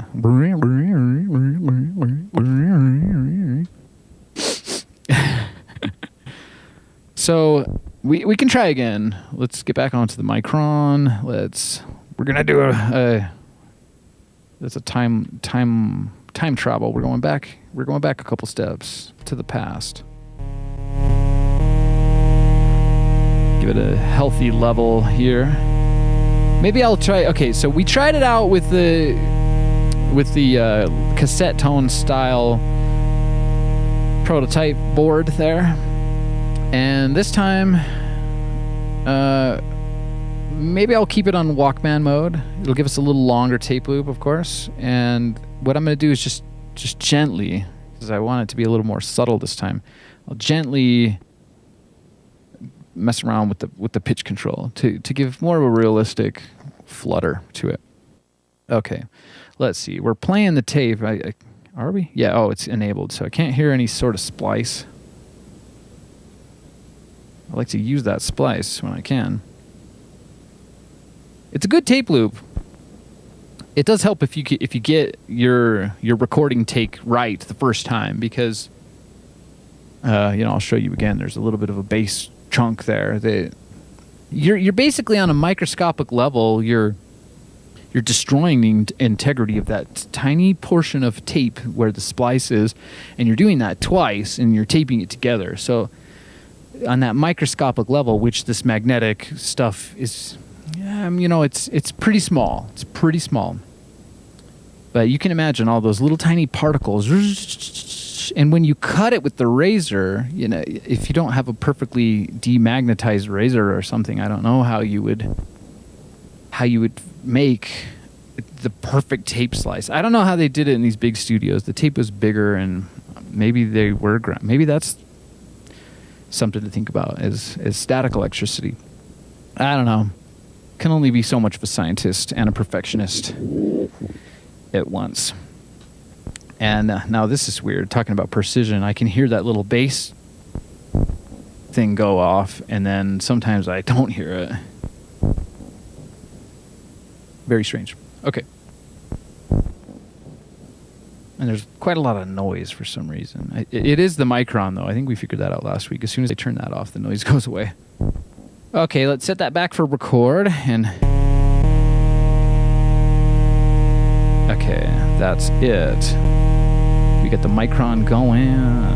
I don't know. Let's just do a fade in here. I'll do a fade in like before we're doing it, and then I'm going to do just a little bit of twisting the pitch knob, and that should be a good sound on sound, because I did a fade in and a fade out. So there is a splice there, and let's just hear it.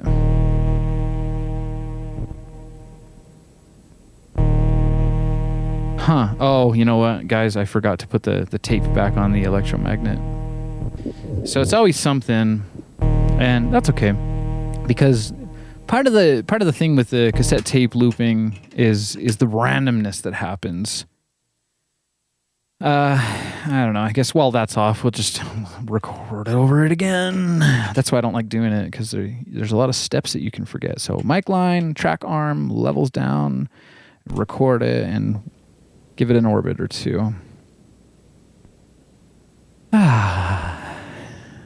Okay, that was plenty. We'll leave the track armed, but this time we'll remember to cover up the electromagnet. Press play to see it a little bit better.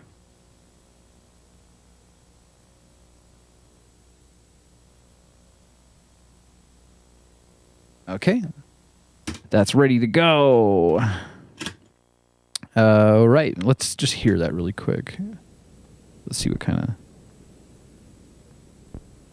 Now I can't hear anything, so maybe that was the right thing to do.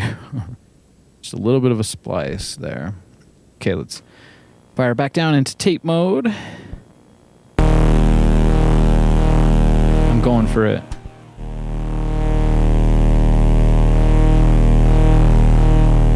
And we like the sound on sound. I'm not sure how much exactly I did there, because I don't have the splice anymore as a helper. So we're kind of in new territory here. I used to use the splice as my cue. If I heard the splice, I could hit record, and then I'd be recording on one track and listening for the splice on another track. And when I heard it, then I knew that I had done a full loop of the tape. If that makes sense. Makes sense to me. Anyways, let's hear what we got, guys. Oh, yeah. Oh, that's good. And I was tweaking the pitch control there, but I can't really hear it. So I'll have to tweak it a little bit more on this next track that we do. I like that. I do like that. It's got a lot of crunch. It's got the dirt. Hen will be happy with that, I think.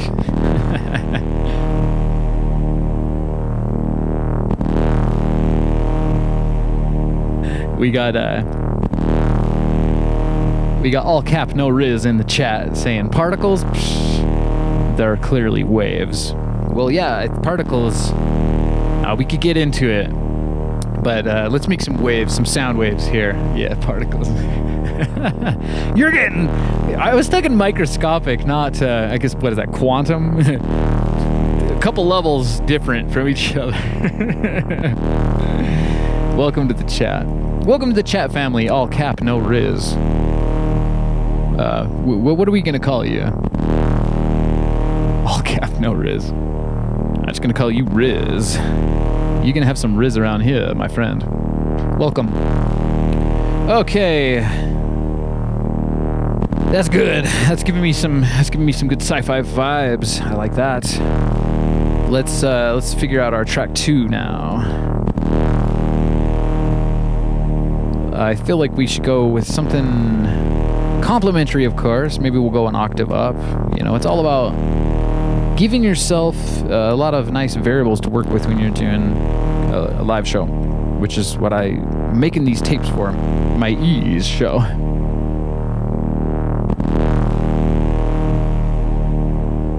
Okay. So happy, yeah, we got Happy Hen. Hen loves the dirty drones, and I do too. So let's figure out what our next track's gonna sound like. Maybe we should mess around with the noise on. That's good. I don't know. Should we fire in with that? I want to do the warble again though.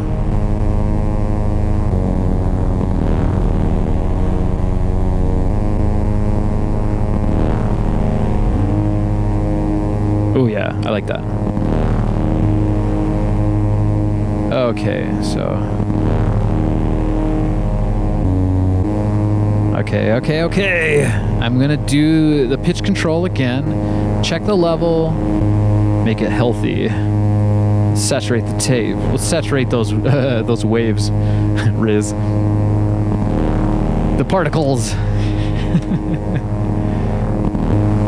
All right, I'm getting ready. I'm getting myself ready. I'm gonna do that fade in and again. Okay, so boom, I got a fresh take. Here we go.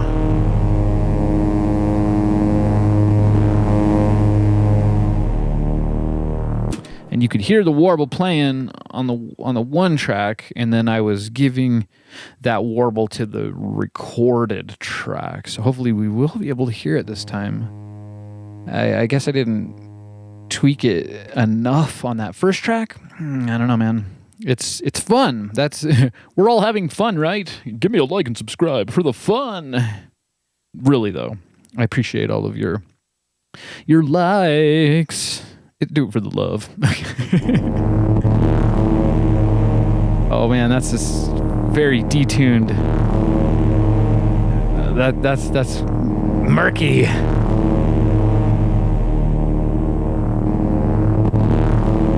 We got Riz in the chat saying, "Hey yo, nice buzz we got going on." Yeah. Ooh. That's a little bit haunted. There's a little bit of a haunted kind of a sound there. Let's hear the one track just by itself. Sounds like an airplane.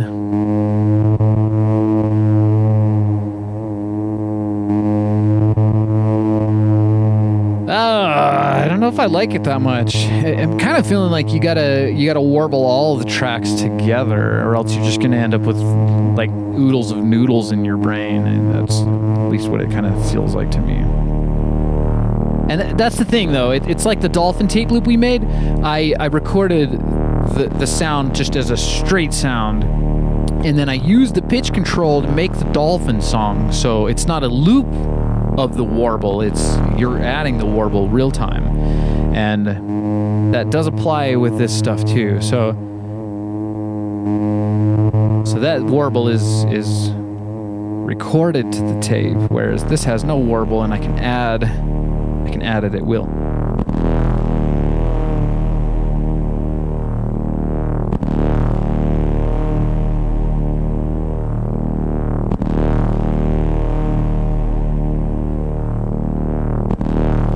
Yeah, I don't know. It's like bad bumblebees or something. I think I'm gonna record over that, you guys. Oh boy, that's the thing. You start complaining about a part of the process, and then the universe forces you to do it 14 times so that you love it. No, you get really good at it. That's what it is. Okay, so I pulled the tape. Don't let me forget about that. I'll put it right on the record button here, or I don't know if that'll help me. Whatever. Okay, so track 2. Let's set it for record. Get quick at it here. Slam the level down. And we can listen to track 1 while we record that. Give it a loop. Okay, so that's like 1 loop. We'll just give it another one for good measure. Great. Now then we have a clear track. We don't forget to put this back. I press play. Oh, okay. Yeah, so sorry about that. A little bit of trial and error there, I think. No, that's really... right?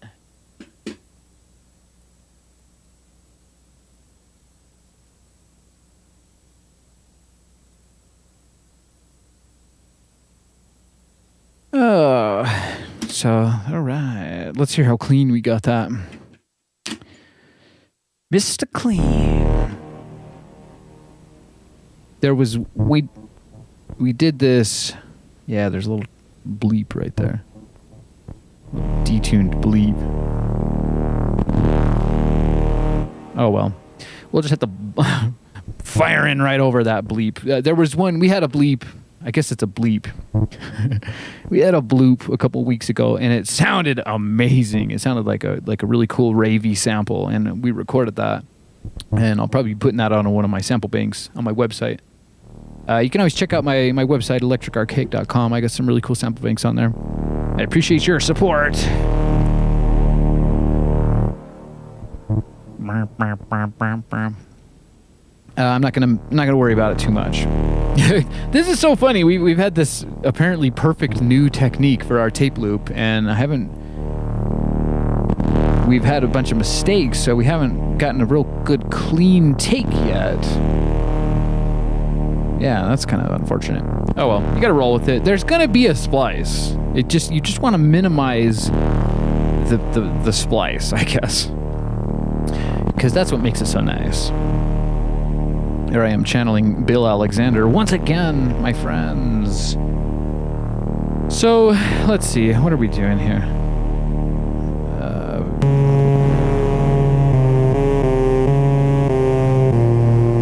That'd be nice if I can match the tempo somehow.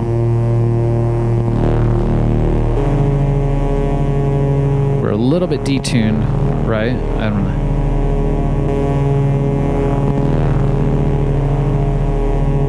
There's some strange detuning stuff happening with the Micron.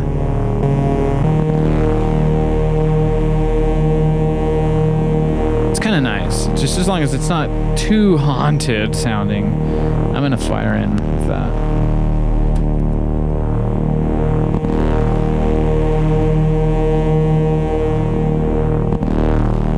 I'm doing a fade in and a fade out, hoping that the sound on sound will be seamless, and then we can hear, not necessarily on this track because we had to redo it, but we'll try it again on the next track and see if we can get a really clean loop without, too much splice stuff. All right, so I can already hear what's shaping up here.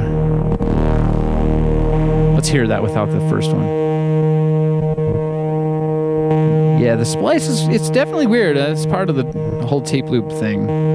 It's part of the sound. Let's get ready for track 3. Mic line, and we will have a good chance with this one. Now, I kind of want to follow through with what we were doing there.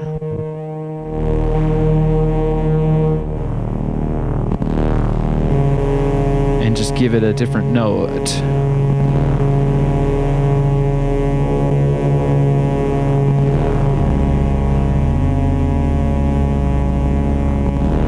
Messing with the settings on the synth.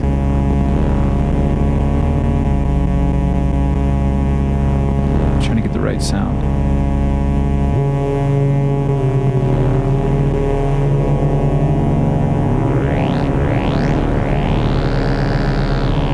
We'll do that on the last track, maybe. Oh, man.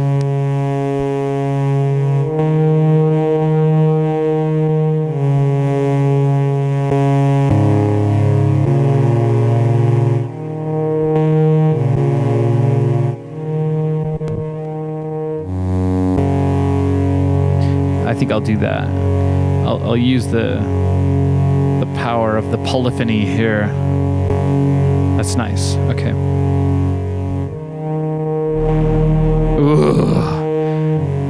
Yeah. And then we can call ourselves professional film scoring masters at that point. If I could add a little more variation, maybe some noise, I don't know. All right, let's latch that on. I got a good level. Got a great level. Let's do the fade in again. Here we go.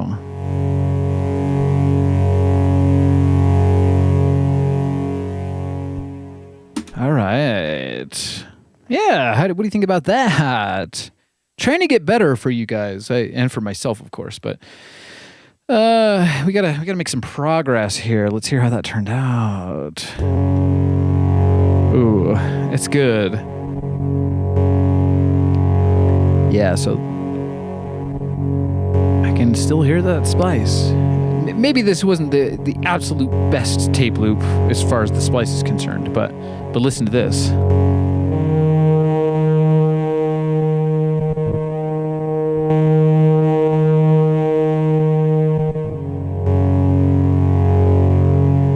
Okay, you ready for this next part? This is the part that'll tug on your heartstrings.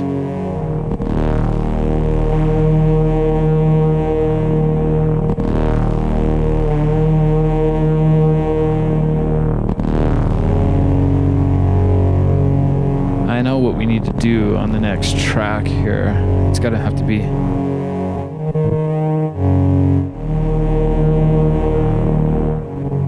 Okay, so let me get this set up. It's one of those nice tape loops that you can play, right? You kind of have to play it. You can't just throw all the tracks on at once because there's some discordant stuff. I mean, yeah, that's not very... That does work with all of them. Sometimes it doesn't, though. And you want to play them like... Anyways, okay, so you get the idea of that. Let's set up for track 4 now. But the note I was hearing in my head, and maybe you were hearing it too, is... So if we're going like...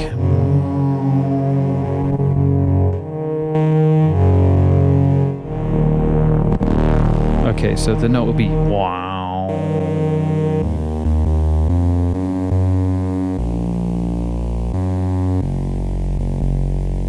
Yeah, that one. Can't go any lower. Okay. Maybe we should go for some of that. I want that to kind of work with.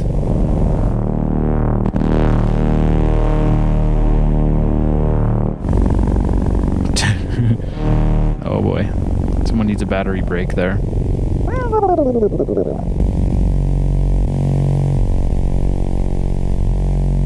I'm losing the...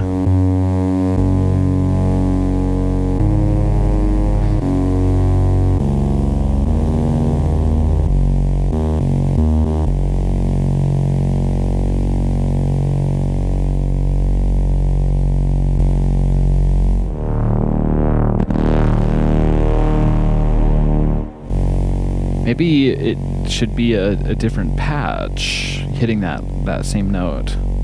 Let's see if we can find something. Oh, more underwater sounds. That's great.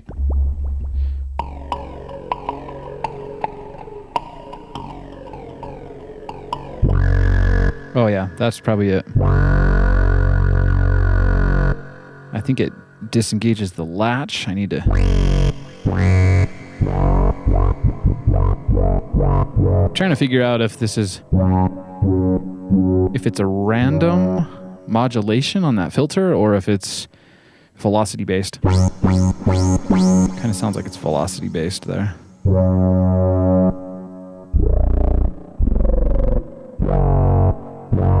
So I want to get a nice harmonic resonance with that, and then I'll just latch it, and we can fire right in to track 4. And I got a healthy level, so we got that going for us, which is nice. There we go. I like that. Let's do it. We're recording. All right. It's done. That's one more tape loop in the can, my friends.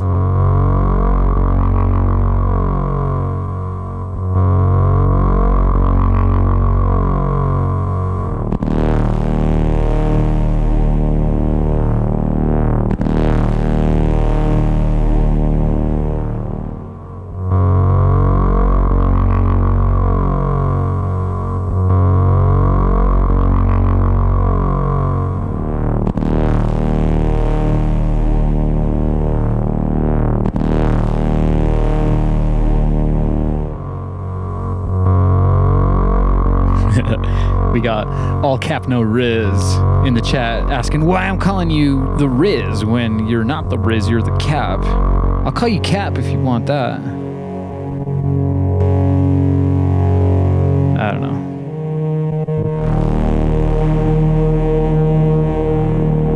We got Cap in the chat. Sounds good. We'll do that. Reverse course.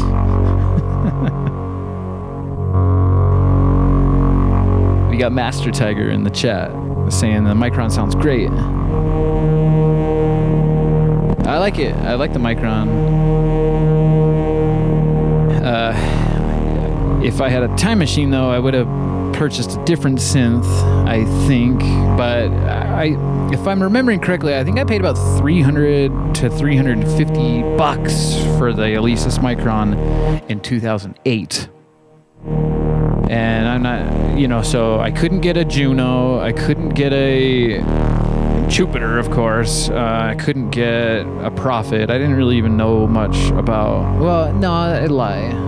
I knew quite a lot about synths back then, but I would have loved to have had a 303 back then, but they've always been expensive ever since I've known about them. But I wish I would have bought some more stuff back in the early 2000s. Like I don't know, like you could get a 505 for like $15 or 50. I don't know. I would have taken a 505, a 626, had a 606 for like half a second. I didn't think it worked, so we sent it back. I didn't think that I understood it very well. It had hits on all the drums, but well, I like that. I like that tape loop a lot. We got Cap in the chat. Welcome to the chat family, Cap. That's what we'll call you. You asked for it. And, I'm not going to force a nickname on anyone, but, yeah, it is true. You are all Cap, no Riz. So it's kind of counterintuitive for me to nickname you Riz. There we go. Well, what should we do? I mean, I got a box of backup tape loops. Should we make another one? Let me know. We've been going for a while. We've been doing that time warp thing.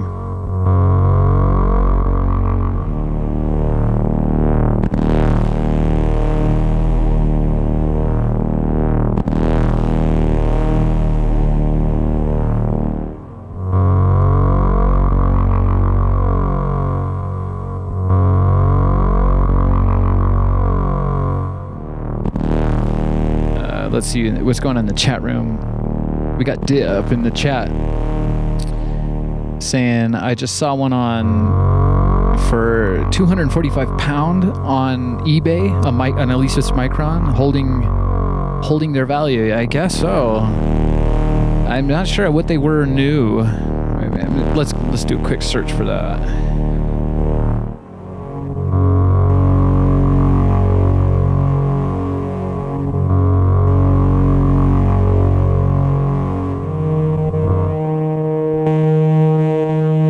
$400 to $500 $8 new. So that's not bad for a synth, I guess. I mean, it's not a cult classic or anything.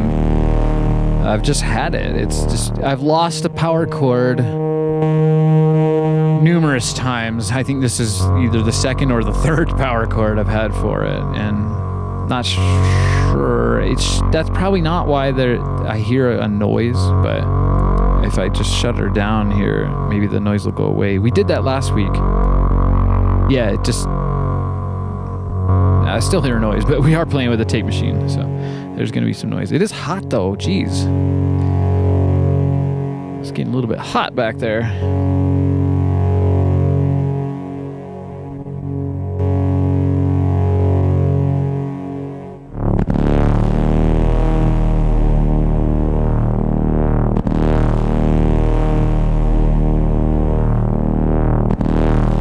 Oh, I think that's going to be it for that tape loop.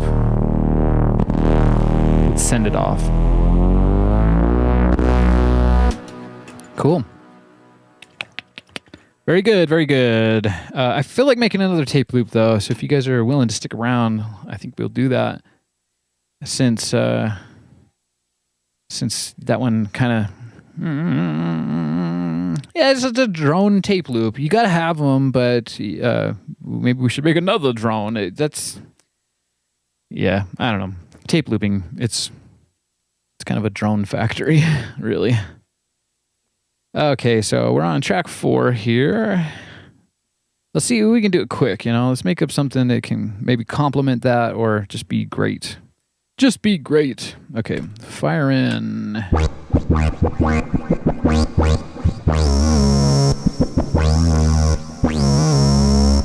Sounds like that one Smashing Pumpkins song that I love so much. What's that one called? The Eye?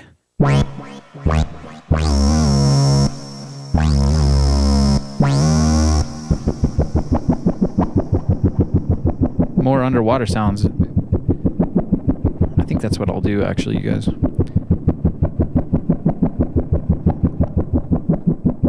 Okay, I got the pitch control all the way up. It'd help if I had a tape in there. I'm going to record. Where's Cap in the chat? Record your waves on those particles, my friend.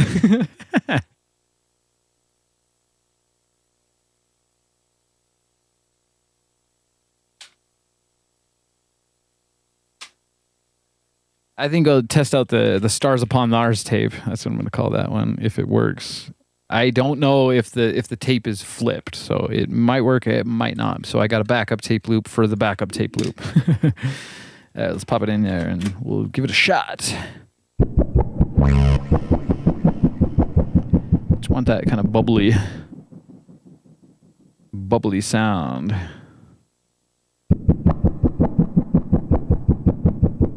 I guess I'll do the fade in as well. Let's do it.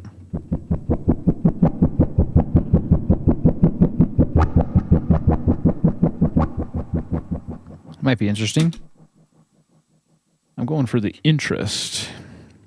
Okay, let's find out if that tape loop was indeed made the correct way. I'm praying.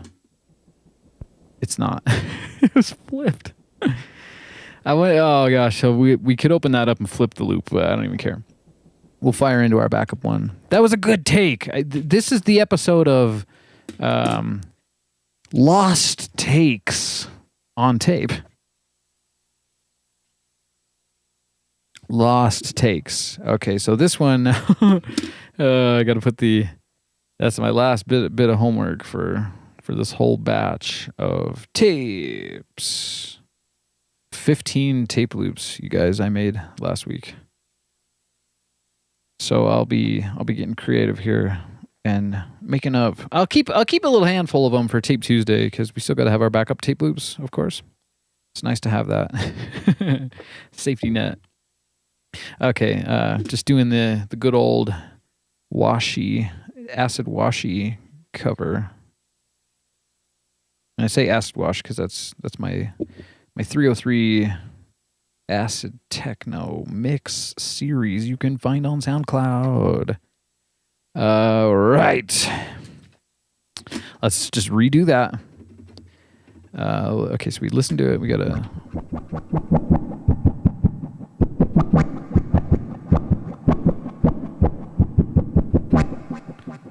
All right, fire in.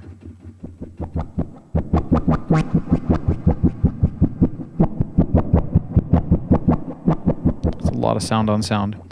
That's probably just gonna sound like. There's that tiger again. It's all about tigers. All right, let's hear it. Let's hear it.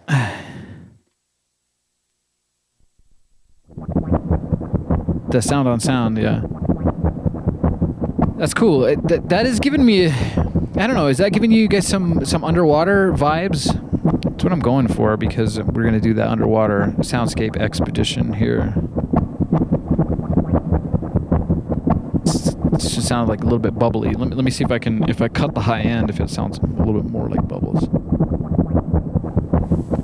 Yeah, that's weird with the EQ. I can't believe we started the whole show out with all the EQs down. What a joke. All right, and of course the pitch control. I like to record with the pitch control all the way up so that you can slam it. Give it a little bit of a variation there.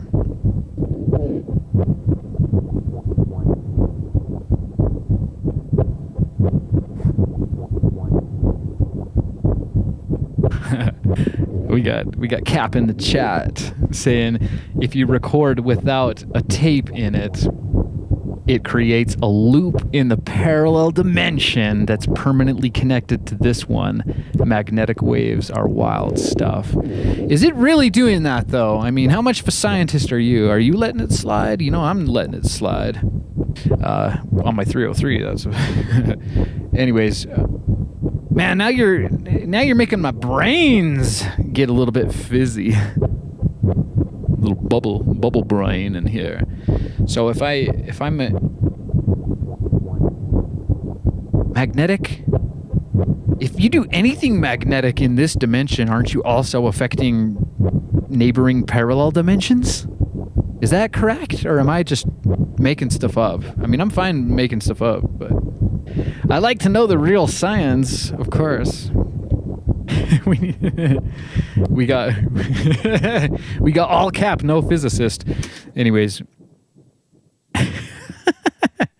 it's fun to have you in the chat family, Cap. I hope you get subscribed and stick around. Okay, let's make a parallel, a recording on a parallel track in this same dimension here. We're going backwards though. How about that? Yeah, we got Gonzin in the chat saying quantum entanglement, quantum cassette, tape, gulment. I'm trying to make up words. I'm usually pretty good at that, but get it. All Cap, no fizz. Nice. Maybe Fizz should be your nickname, and no one will know who I'm talking about. No, we've established it. You are the Cap, my friend. So I guess we're going to do a bit of a... This is turning into maybe a sound effects cassette tape.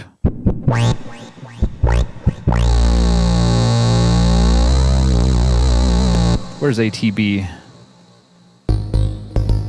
That's a cool one. I'll show you what I'm doing here. Although I'm not...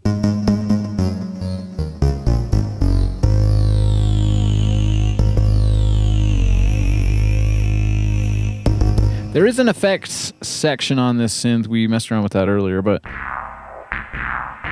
that's like some alien spaceship hallway gnarliness there. I don't care for it. More bubbles. Let's make a synthesized bubble cassette tape. I made some real bubbles on tape loop. Maybe I can fish that one out for you. I like that. I'm going to fire straight in with that.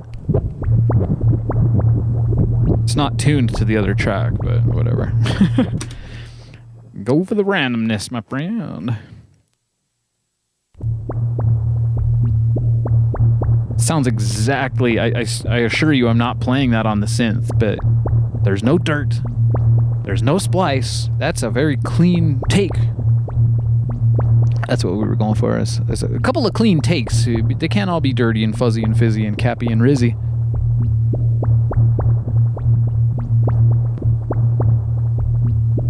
Oh no, we got Gonzin. I guess fizz is the word of the moment here. We got Gonzin saying, I blew up my USB hard drive adapter an hour ago in the dark. It fizzed and smelt bad. Eee. Yeah, they call that, what do they call that in electronics engineering? The magic gray smoke. You pop a capacitor.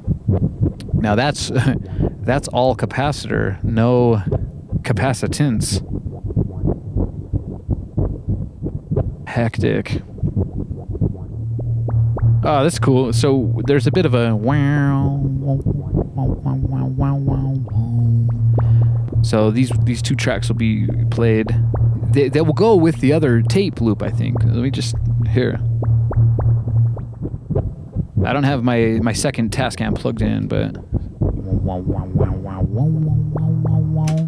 which is mirroring this universe.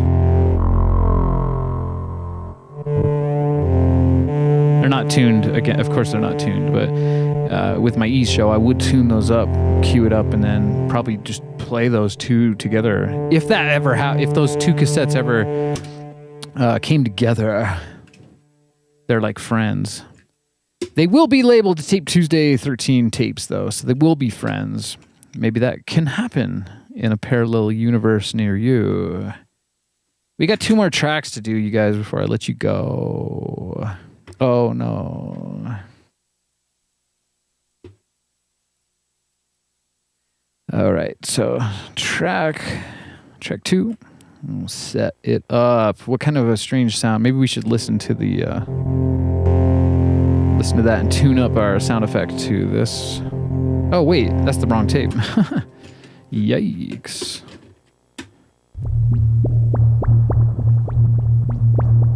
That is so underwater. Man, I'm really happy about that. That's gonna take us down into the depths. Where we'll find the tape loop dolphins, of course. I feel like I'm gonna make another dolphin tape loop. Maybe I'll have it sound a little different. Maybe it'll be the whale tape loop. I don't know. There's a lot of cetaceans down there that we got to get going. We gotta hear their song, make them sing.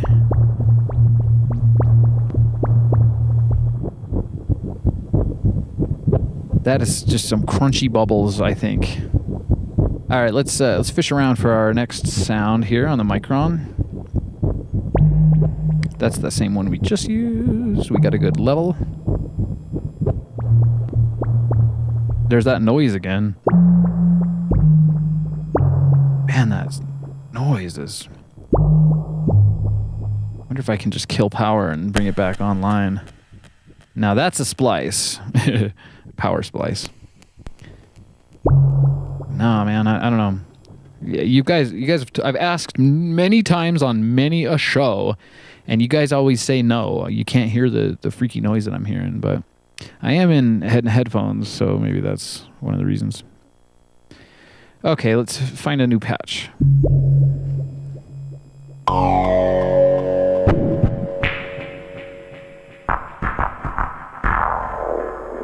That's good.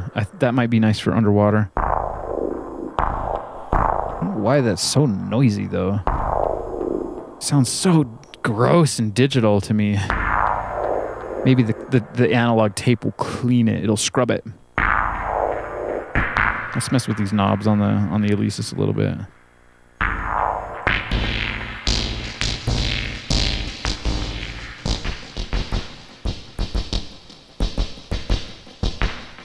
I'm not sure what the BPM would be on.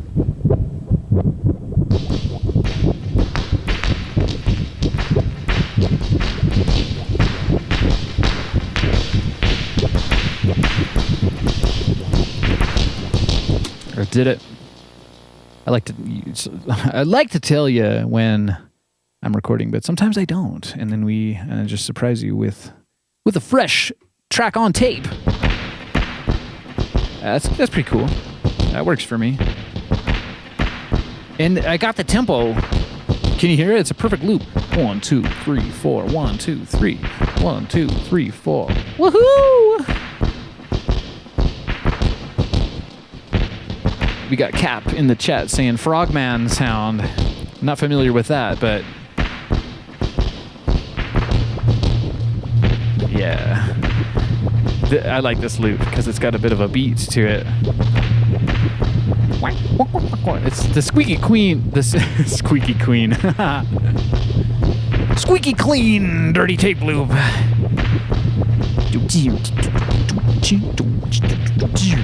Now that we got that kind of working, maybe I can. I think it'd be nice to put some kind of a synth arpeggio. I don't know. Maybe I'll just do some more beat stuff by hand.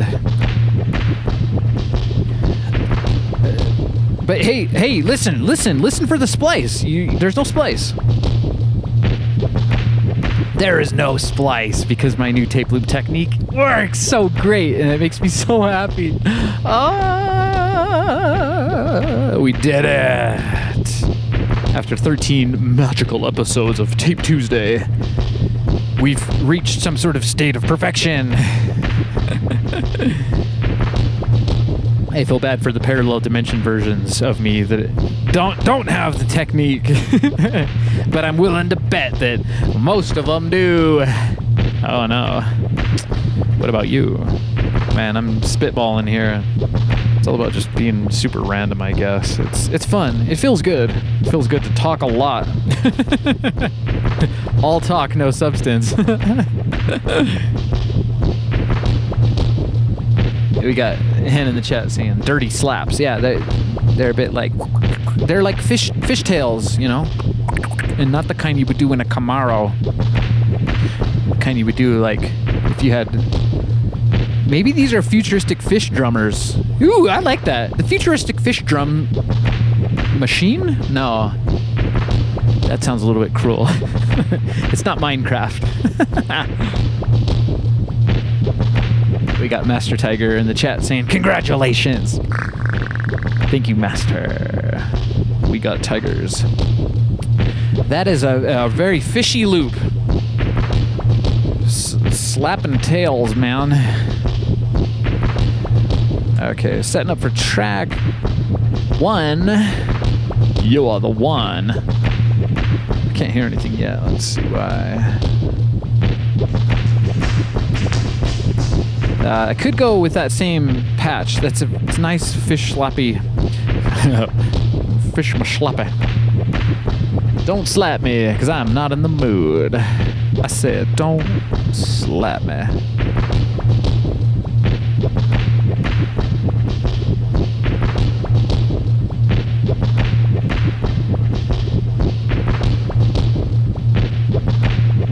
We got Cap in the chat saying, it's talking about, sounds like frogmen, like Navy Special Forces frogmen. Oh, okay, I get it now. Who have torpedo rifles and secret underwater missions, and also humanoid frogs. Humanoid frogs. I have an older song. I think I did this song. What year was that? About 2014, 2015. So I got the song called "We Evolve into Frogs," and the idea comes from like a Star Trek Voyager episode where they do some weird time loop stuff. He crosses the warp barrier.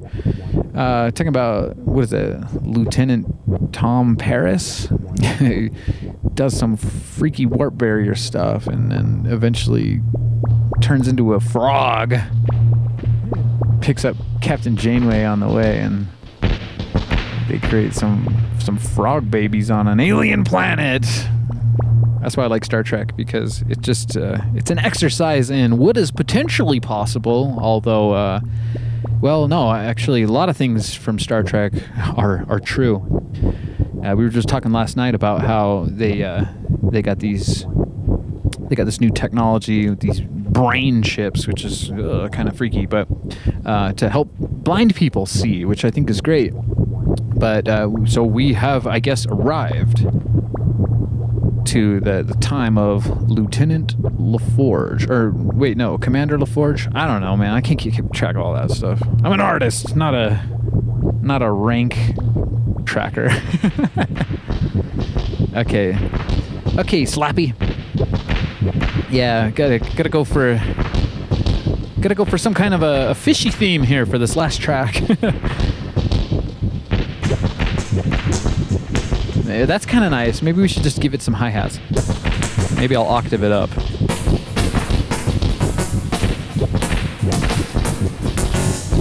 That's what's gonna happen, you guys. I like that a lot. It's so easy to make electronic music because you don't really have to try very hard to find something interesting.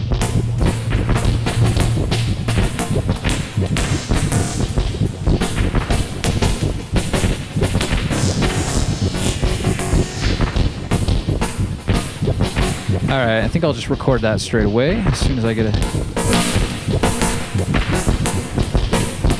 Here we go. Oh man, I totally botched it. I botched the timing. It's too many things to think about. Oh, what the heck? That sucks. Oh well. Let's hear how it sounds. Okay. Maybe I can just sound on sound right on top of that with the correct timing. I need that robotic freaky Teddy already.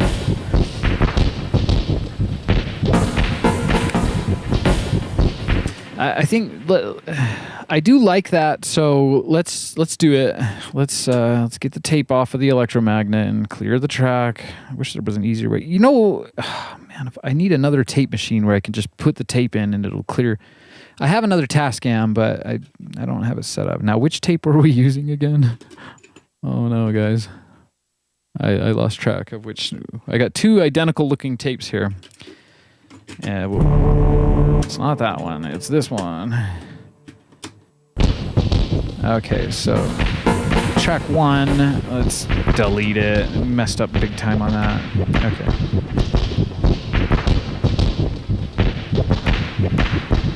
That should be good. Let's get back.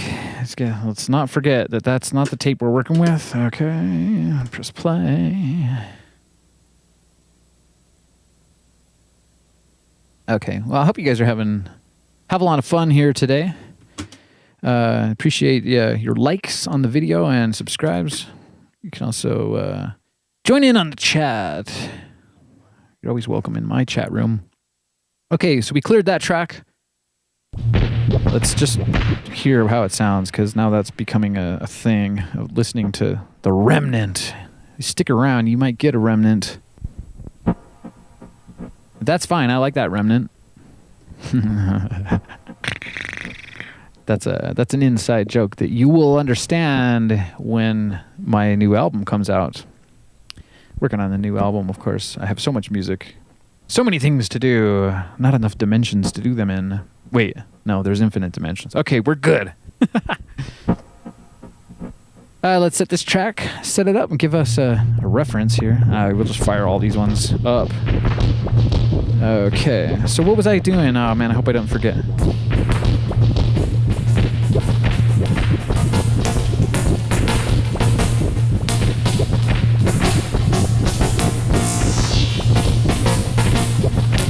Just messing with the patch a little bit, trying to see if there's something interesting in there. There's always maybe something interesting.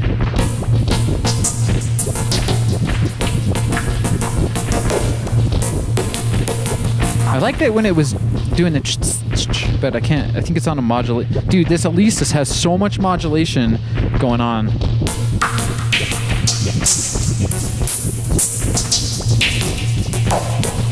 Here we go.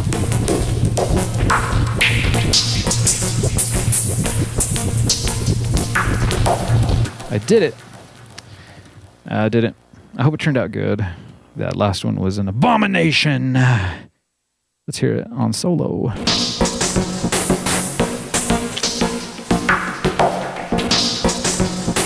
It's kind of weird.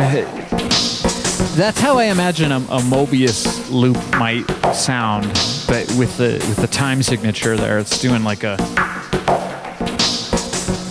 it's folding in on itself and doing strangeness. I think it's welcome.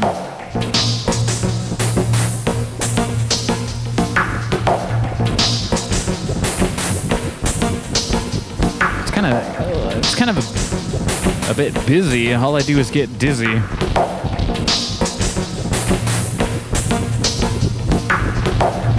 I love that very warehouse sounding. I'm gonna have to sample that for later. It's a vibe, isn't it?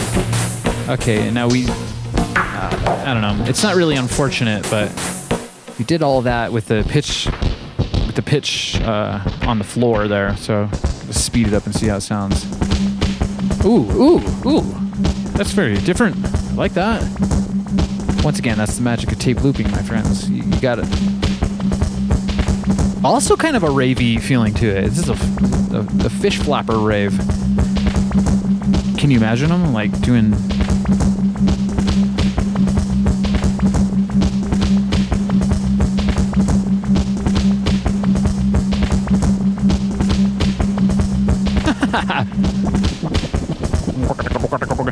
Now these are like the squadron of fishy accountants, and they're cooking the books down there really fast. They gotta make their quotas. They're the freaky fish accountant squadron.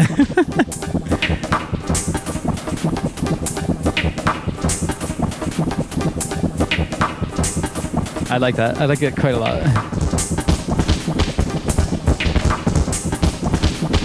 That's a good tape loop. I'm glad we went for the extra mile there.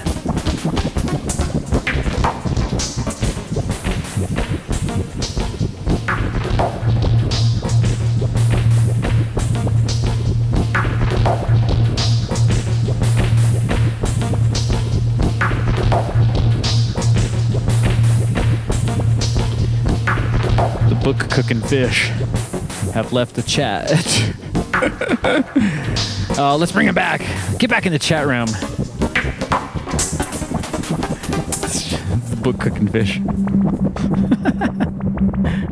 Whoa, what happened there? It's weird. I guess there you go. They're cooking again.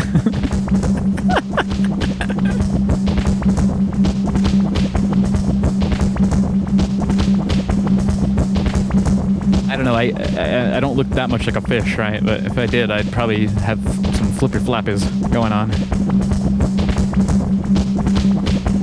Yeah, we got Kiera in the chat saying, Lucky 13! That's Tape Tuesday, episode 13 right there. That's a good one, I like that.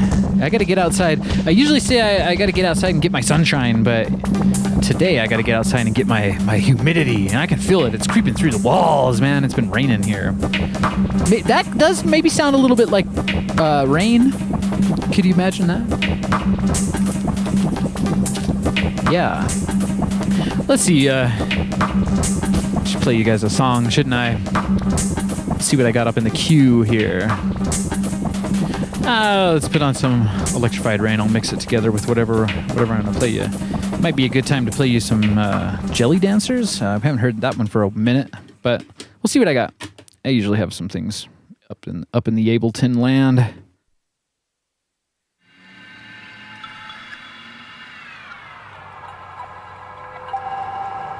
Yeah, the Electrified Rain. I have, it's weird. In my world here, I do a lot of things are, I guess someone probably in the chat will just be like, dude, you have ADHD. And I might, but I don't like labels, okay?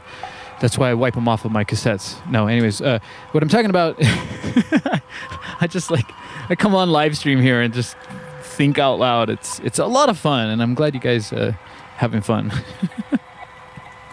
I was going to say that I come on to...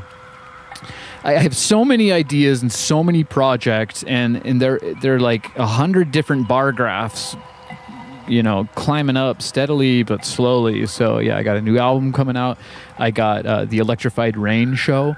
I have the graphics kind of somewhat ready for that. It's going to be really, really cool. I got to, I guess, learn a new piece of video technology because I have these little pixelated rain droplets, and I got to get I forget what the program is called, but it's going to allow me. I mean, I could do it in After Effects. I'm not sure.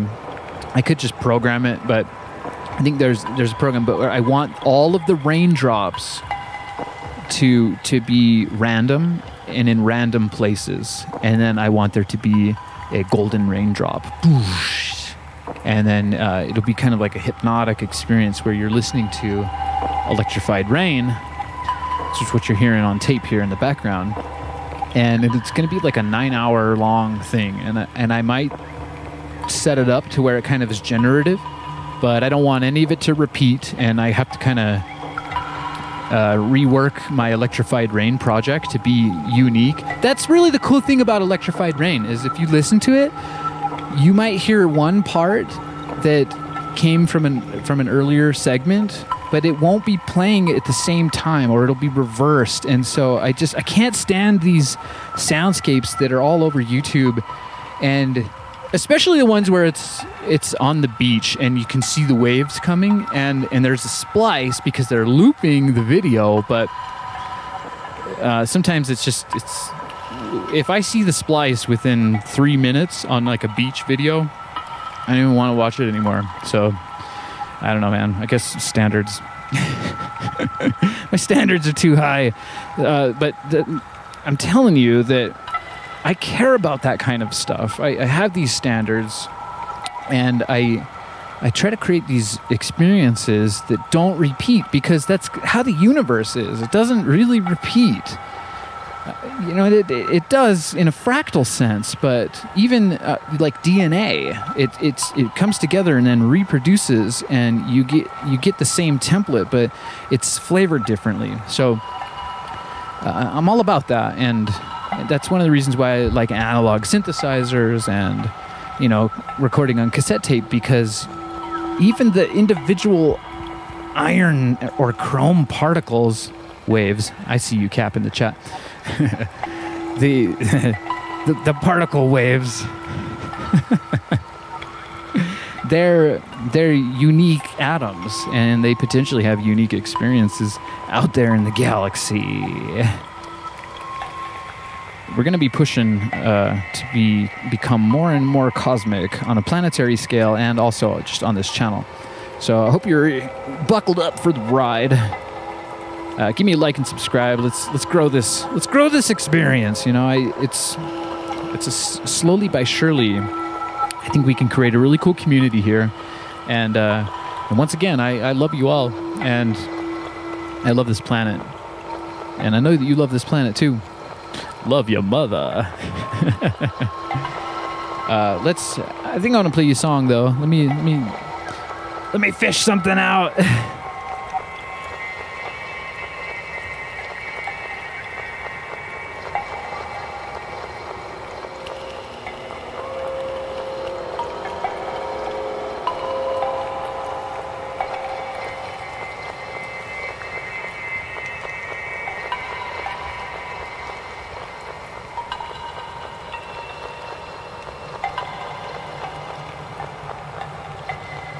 This one's a really special one. This is on the forthcoming album, Caught in Candy. This is an album that Key Era and I have put together, and I'm just doing that's one of those projects I'm talking about. I'm about 96% done with it, and there's a couple tracks I've saved, like the title track. So you want to stick around for that. I got a music video for the title track too. That's gonna be really fun. Anyways. This one is Source Code by Electric Archaic and Key Era. You heard it here first.